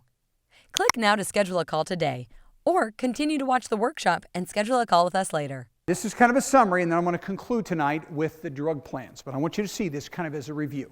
You have the option to stay in original Medicare to use your Medicare benefits. What's A cost most people? 0. B cost most people? $135.50 this year. If you're high income, you pay more for that. Get a supplemental plan. Now, at this kind of point in our workshop, everyone wants to know, well, what do these things cost? Okay, now, number one, we do business all over the country, so I'm just going to give you a range, okay? Just a range, no companies. But let's say if you were to buy a supplemental plan G today, you're going to be in the $100 a month range. This would be a female non-tobacco, okay? So now, some states don't even ask you the tobacco question. Some states do, okay? But let's call it female, lady, non-tobacco, turning 65. You're going to get a plan for around the $100 range. 100, maybe 105. And high side would be probably about 135, right? A man, depending on the region of the country, you're going to pay another $10 a month. Men are always a little more. And so if you take a G plan, what do you have to spend out of your pocket medically? How much? $185, right? $185, that's our deductible. So we paid our premium, and we're out of pocket $185 a year, all right? So that's that. Now, if I decide this is how I want to have my coverage, I have to have a drug plan, all right? Now, these we call standalone. So when I stay in this system, this drug plan is separate. It's not included in my supplemental plan. Now listen, there are medications that are covered by A and B, but these are ones that are administered in the hospital or in an outpatient facility. Some of you ladies take Prolia. You get 2 shots a year. It's not covered under this plan. It's covered under Part B. See that? But these would be self-administered medications. In this market here, there are 26 drug plans in every zip code in this area. Okay? Those plans range anywhere from $17 a month up to $100 a month, 26 of them. You work with us, we'll show all this to you and show you how it works. Okay? But point is, 26 plans. So for the sake of this illustration, let's call it $25 a month. That's a very normal drug plan. So I got $135.50, I got $105, so now I'm at what, $240, I got a drug plan for $25. Okay, $265 a month, the man's going to pay about $10 more. All right? And what have I done? I've pretty much transferred all the risk but the $185 to an insurance company, and they're going to pay everything else, and I have some copays for my medications. Everybody got that? If you stay in this system, here's what's happening.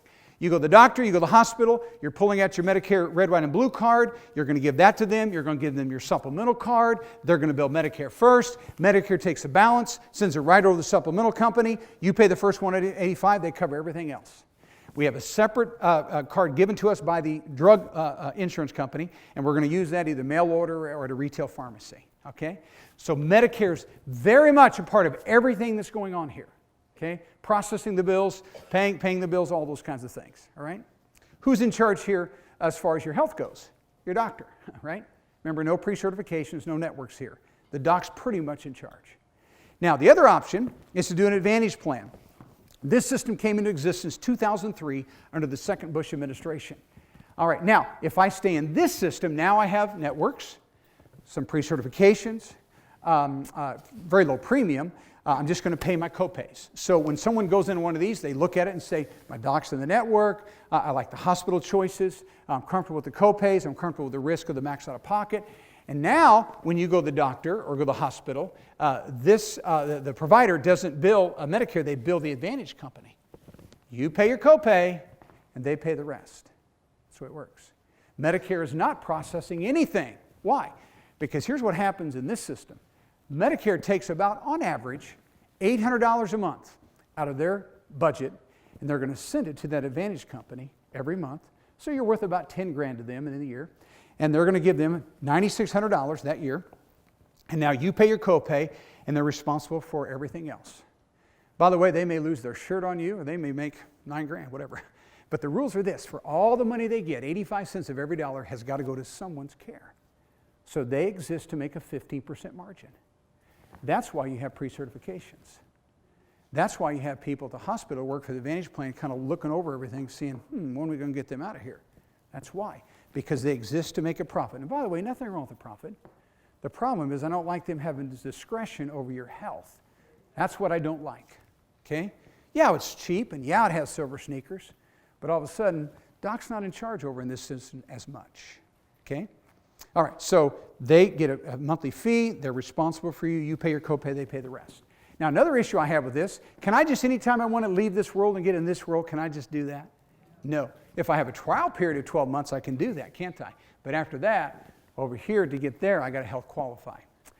Now, what they're going to do with the drug plan is they're going to include it. It's embedded. Sometimes very, very good, sometimes not so good. But either way I go, I'm going to have drug coverage. This is separate. This is just embedded. It's part of the package. Okay? All right. So those are your two options. Ultimately, that's what you are going to have to decide. And so I'm going to conclude by teaching you about the drug plans, the most confusing part of Medicare. Now that you understand in detail the differences between using original Medicare with a supplemental plan versus using a Medicare Advantage plan, you still might not be sure which option is best for you. We'd love to help you determine which system is best for your situation. We'll do all the research and look at your plan options to help you determine which direction you should go. The easiest way to get started is to schedule a short call with one of our EnlightnU certified Medicare counselors. It's a completely free service, and at the end of the phone call, you'll know exactly which options make most sense for you. Click now to schedule a call today, or continue to watch the workshop and schedule a call with us later. Go back to your grid, Part D plans. On the grid, drug plans. You must have A and or B to have a prescription drug plan. One of the first things about every drug plan you need to know is this. It will have a network of pharmacies. And what I would encourage you to do is this. Listen, I know how it is. People say, I love CVS, or I love Walgreens, or I want to get my meds at Sam's. That's all fine and dandy. What I would tell you to do if you're going into Medicare, be a little flexible. There are 26 drug plans in this particular market here. Some have more, some have a little less. Instead of getting hung up on the pharmacy, what I would do is let us know what pharmacy you want to go to. Let's do our research. Let's find out what's the best plan for you. And if you have to change pharmacies to make sure the pharmacy is offering you preferred pricing, that's what I would do. Because CVS may be standard or CVS may be preferred. Walgreens may be standard or preferred. But you want to go to a pharmacy that's preferred pricing. You will save money. Now, you may like the pharmacist, but I'm going to guarantee you this. That pharmacist isn't worth an extra $50 a month. It's just not, okay? So be open, be flexible. Our goal as a company, we try to match it up. If you tell us this is where we're going to go, we're going to try to find a plan that pharmacy of yours is preferred. But sometimes that's just not possible because every drug plan, all 26 in this market, will put together a huge network. We're going to have about 2 or 3 pharmacies preferred and all the rest in your network, but standard pricing, okay? And so you'll save money by using a preferred. And by the way, also, mail order is not always cheaper. You'd think it would. It usually is in group plans, but not Medicare. Sometimes it is, but sometimes not. Next, every prescription drug plan is going to give us a list of medications that are covered by the plan, and that is called a formulary. All right? Now, I'll tell you about this couple. Remember, she was 79, he was 83. Her drug plan was right around $17 a month, I think like $16.70. He was on a plan that was $72.90. Okay? Her drug plan was a good plan. Formulary probably has about 3,000 medications in it. He couldn't get by for that. He had a lot of meds. And so we had to upgrade. He was actually on what we call BEST plan. What are we talking about? A good formulary, about 3,000 meds. Better, about 4,500. Best, about 7,000. Okay, lots of meds. And so if you're on 2 meds, you probably don't need this. But let's say you need that in a year. It's all right because every year during open enrollment, we can switch the plans. So this is going to be $20, $25 range. This is $50 range. About the highest drug plan in this market is right about $100. That'd be common. Okay? I may write one of those out of every 100 clients. Most of you are going to be just right here, and you'll be served very well. Okay? All right, next. I want you to know that when it comes to drug plans, that they're written for only 1 calendar year. But the good news is you get to switch them. October 15th to December 7th every year, Medicare has this open enrollment period. All right? And so they allow you to switch plans if it's necessary. I will tell you statistically, 85% of all people do not switch their drug plan. About 15% of the Medicare population will change. Why? Because they changed their meds, or maybe the plan changed something, dropped a med or re-tiered something, whatever. A lot of reasons. But the point is, they're written a year at a time. Every drug plan has these components. Next, this is the most confusing part of drug plans, and that's this. We call these stages. And now let me give you just a quick example. Those of you that are still working, you have a one-stage plan. That means that you go to pick up your prescription at the pharmacy and you pay a copay. $5, $25, whatever your copay is. And that's the copay, one stage, and you pay that copay whether you pick the med up in January, July, or December, flat copay, and you go home. Everybody agreed to that. One-stage plan. Medicare has 4. Okay? Not 1, but 4. So each of these stages that I'm getting ready to teach you about represents a different out-of-pocket cost to you. So depending on what stage you're on is going to determine what your out-of-pocket cost is at the pharmacy. All right? And these stages reset every January 1. Okay? So they start over again. So stage number 1, or the first stage, is the deductible. Established by Medicare, it's $415. It's the most a plan can charge, and most of them do.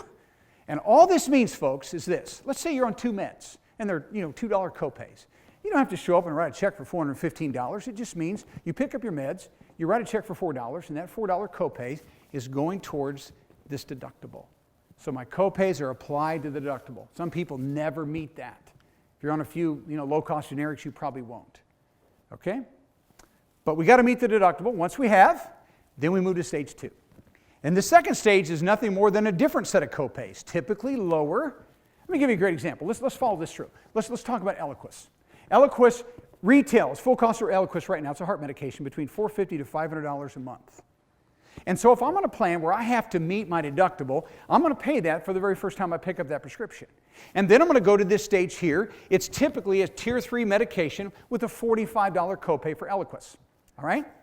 So here's what's happening in this stage. I pay my copay, and behind the scenes, Medicare is tracking the full cost of that medication. I'm not paying the full cost, but they track it. We call this the retail cost. So they're tracking the retail. Not paying it, but they track it. And they track it, and they track it, and they track it. And if that number ever gets retail to $3,820, Medicare calls this the exit point, or we just saw it's a threshold. So if our retail cost ever reaches $3,820 any time in the year, then I move to stage 3. That's called the donut hole. Okay? So they're tracking the retail cost. Now let me tell you, statistically, 95% of all people on Medicare never hit that number. Okay? What puts you there? Insulin-dependent diabetic? 4 or 5 months. Okay? Eliquis. In fact, I have a dentist that retired. Interesting. He takes 3 meds. Get this. 3 meds. We put him on a plan. 1 med was Eliquis. We're running it through the plan. The other 2 meds, you know what we did? We found it's cheaper to run it through GoodRx coupons and not run it through the plan. And he's just going to pay cash for those meds. Okay, so just because you're on a plan doesn't mean you got to run it through the plan. Now, normally the plan has a good price, but sometimes not. So that's why we say manage this. Check coupons. See if you can get a better deal. He is. But he's on this Eliquis, $450 a month. How long is it going to take to get there? Let's keep our math simple. Let's call it 500. How long? Yeah, 8 months, 7.5 months. He's there. Okay? It has been costing him $45 a month. Now he reaches that number. I have 2 clients right now that are on cancer medications that are $7,000 a month. How long is it taking to get the donut hole? 2 weeks, right?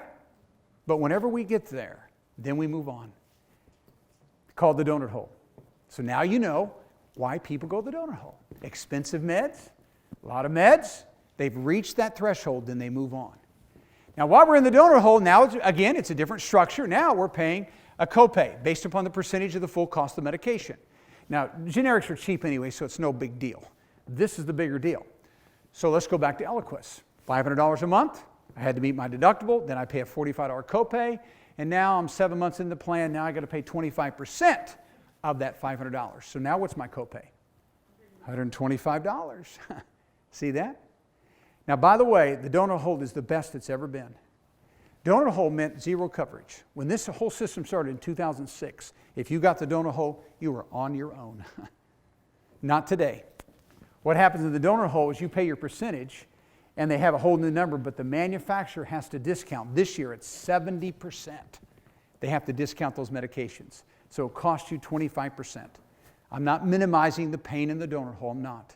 But I'm saying it's really much less painful than it used to be. Here's what they tell us. They'll tell you if you get the donor hole, you're going to stay here until out of pocket you've spent about $1,300. Okay? That's the average. Okay, so that's a whole new number. So this $5,100 means everything you spent out of pocket, including the manufacturer discount that you didn't pay, but they still discounted the meds, and that discount was credited in that number. So that's why I'm saying if you get the donor hole, it costs you about $1,300 out of pocket before you move on. And then you go to stage 4, and now everybody's happy again. Meds are very cheap.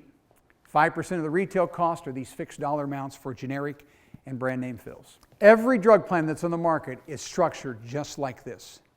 So people say to me, well, my mom got the donor hole. Well, your mom's probably on a lot of meds or a lot of expensive meds. You can only avoid the donor hole by avoiding that $3,820 number. So how do you do that? Well, be on generics if you can. Whatever you can do to get free samples from the doctor, But once you hit that $3,820 this year, you're going to move into the donor hole. Part D plans, this is on notes page 2, Medicare prescription drug plans. Here's the way they work, folks. Enrollment into a drug plan is optional. You're not required to take it. They don't make you. However, choosing to go without a Part D plan is very risky. And if you go without a drug plan and you get one at a later date, they will charge you late enrollment penalties. For every month you go without a drug plan, you have a 1% penalty. Okay, I've had plenty of people come to us 5-6 years later, said I didn't get one then and I really need one now. 50 to 60% extra every month for life. Okay? That's why I'm saying we take a drug plan, $16, $17. I don't care if you don't take meds. Makes no difference to me. My home has never burned down, but I gladly pay my homeowner's insurance, just in case. Okay, you get cancer, you need a $7,000 a month medication. You're in the donor hole in 2 weeks, you're out of it in 2 weeks, and now that $7,000 medication costs you $350 because you have a drug plan. See that? That's why you get a drug plan, not just for today, but in case you need it. And so when agents will tell you don't take meds, don't worry about it, the problem is we make no money on drug plans. They don't want to hassle with it. But what we know about it as a company, we know you'll spend more money on meds than anything else now in healthcare. So we make a big deal of it because it's a big deal for you financially. All right, next. Prescription drug plans are purchased from private health insurance companies. You don't buy them from Medicare. You buy them from private health insurance companies. And you buy them either as a standalone drug plan. Remember, if I stay in original Medicare, I've got a separate drug plan for my self-administered meds, or it's embedded within or included within my Medicare Advantage plan. And all the rules I taught you, all the stages, formulary, all that applies in both systems. Whether you choose to be covered by a standalone prescription drug plan or one embedded in an Advantage plan, picking the right plan is a very important health and financial decision. Due to the major differences and the vast number of plans available, the selection process can be quite hard. It would be our privilege to help you in finding the perfect plan for you.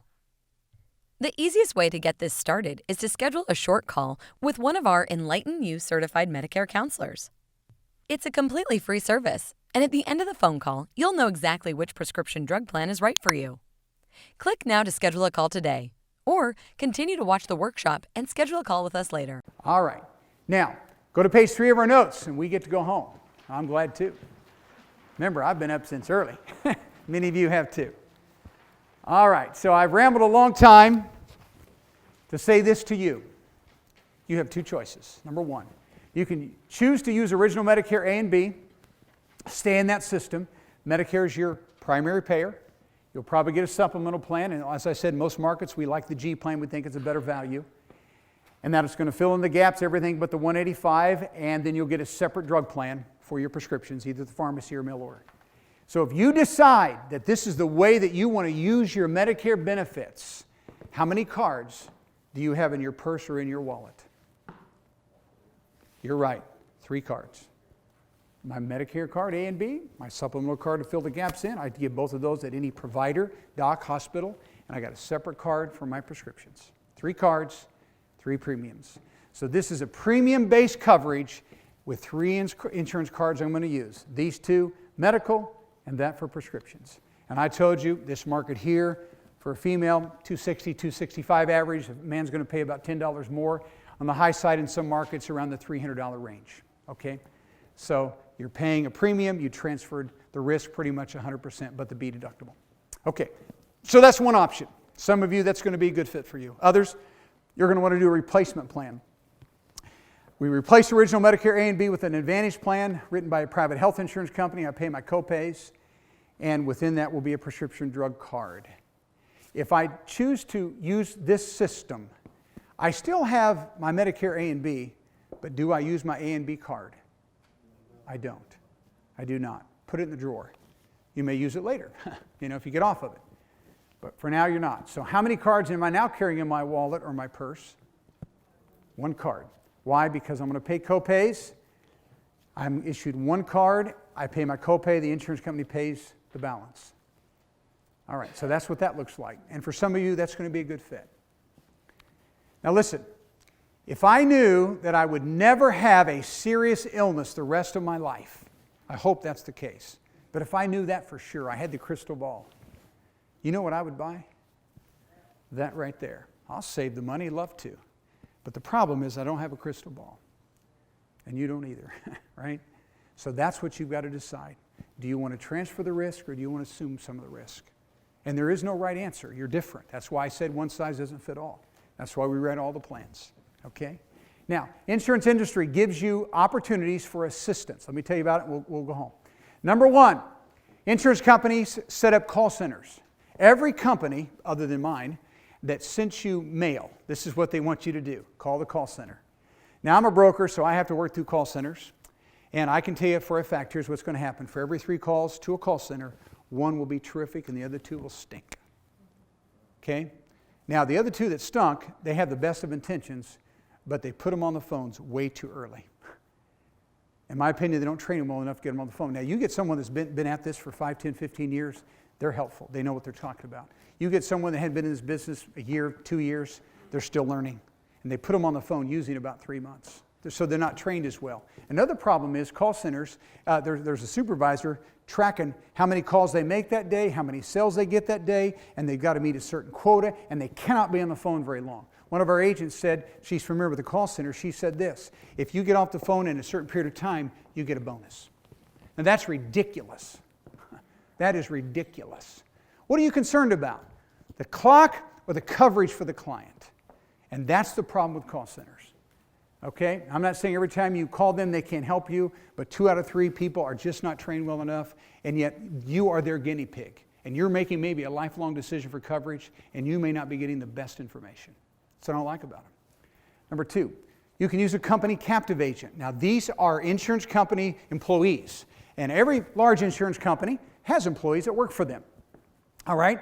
And one thing I like about these is that they train them pretty well. I'm glad for that, and they should, before they put them out on the street and allow them to talk to people. The only issue I have with them is they have a limited portfolio. Okay, listen.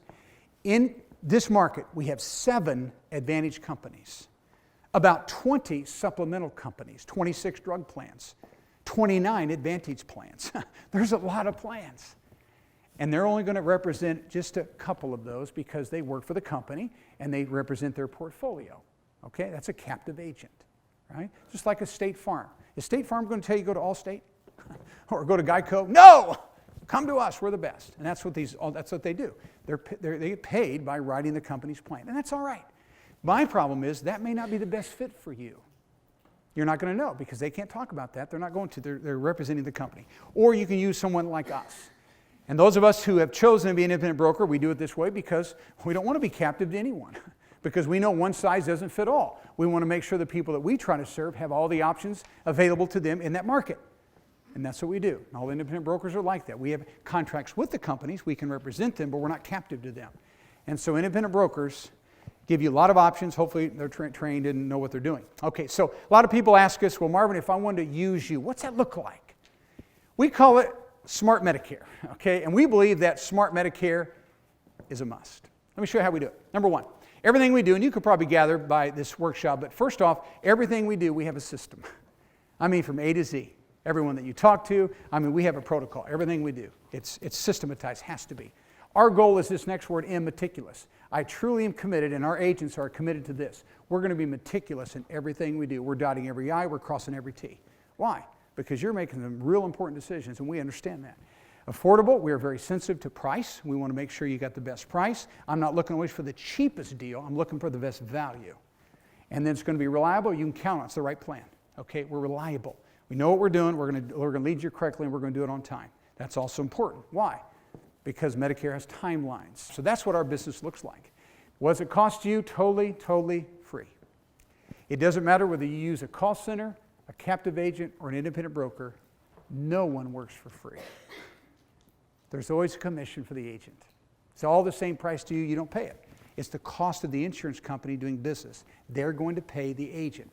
Just like your homeowner's agent, just like your auto agent, he gets a commission. We do as well, and it doesn't cost you extra. Nothing. It's totally free for you. And we're glad to help you if you'd like. Now, thank you for coming. I'm sorry I went a little bit long tonight, but you are a great audience. Let me just say a quick word to all of you that are joining us by video from other parts of the country. First of all, we're glad that you came to the workshop, and I hope that it was very helpful. The agent that is in charge of your location is there because I handpicked them to work for EnlightnU in your particular market. I personally train all of our agents, and I continue to mentor them, so I know that you are in good hands. The system that I just taught, they will follow to a T, and it would be our privilege to help you with your Medicare planning. Now that you've been educated about Medicare, it's time to take the next step and determine the very best way to maximize your Medicare benefits. As you've seen, this involves a detailed process and some very important decisions.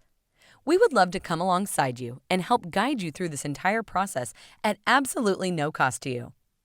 We will assist you in setting up your SSA.gov account, completing your enrollment into Medicare, and even Social Security if necessary. We'll help complete your SCP paperwork and IRMA appeals. We'll gather information about your medications, doctors, hospitals, and pharmacy preferences. We'll do all the research necessary to make sure your prescriptions are covered and your doctors and hospitals are in the networks. Finally, we'll show you all your plan options and review the prices that are available in your area.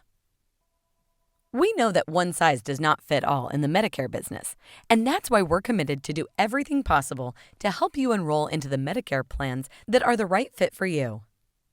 The easiest way to get this started is to schedule a short call with one of our EnlightnU certified Medicare counselors. It's a completely free service, and when you're finished, you'll be confident your Medicare benefits are set up perfectly for your needs. We look forward to helping you. Click to schedule a call right now.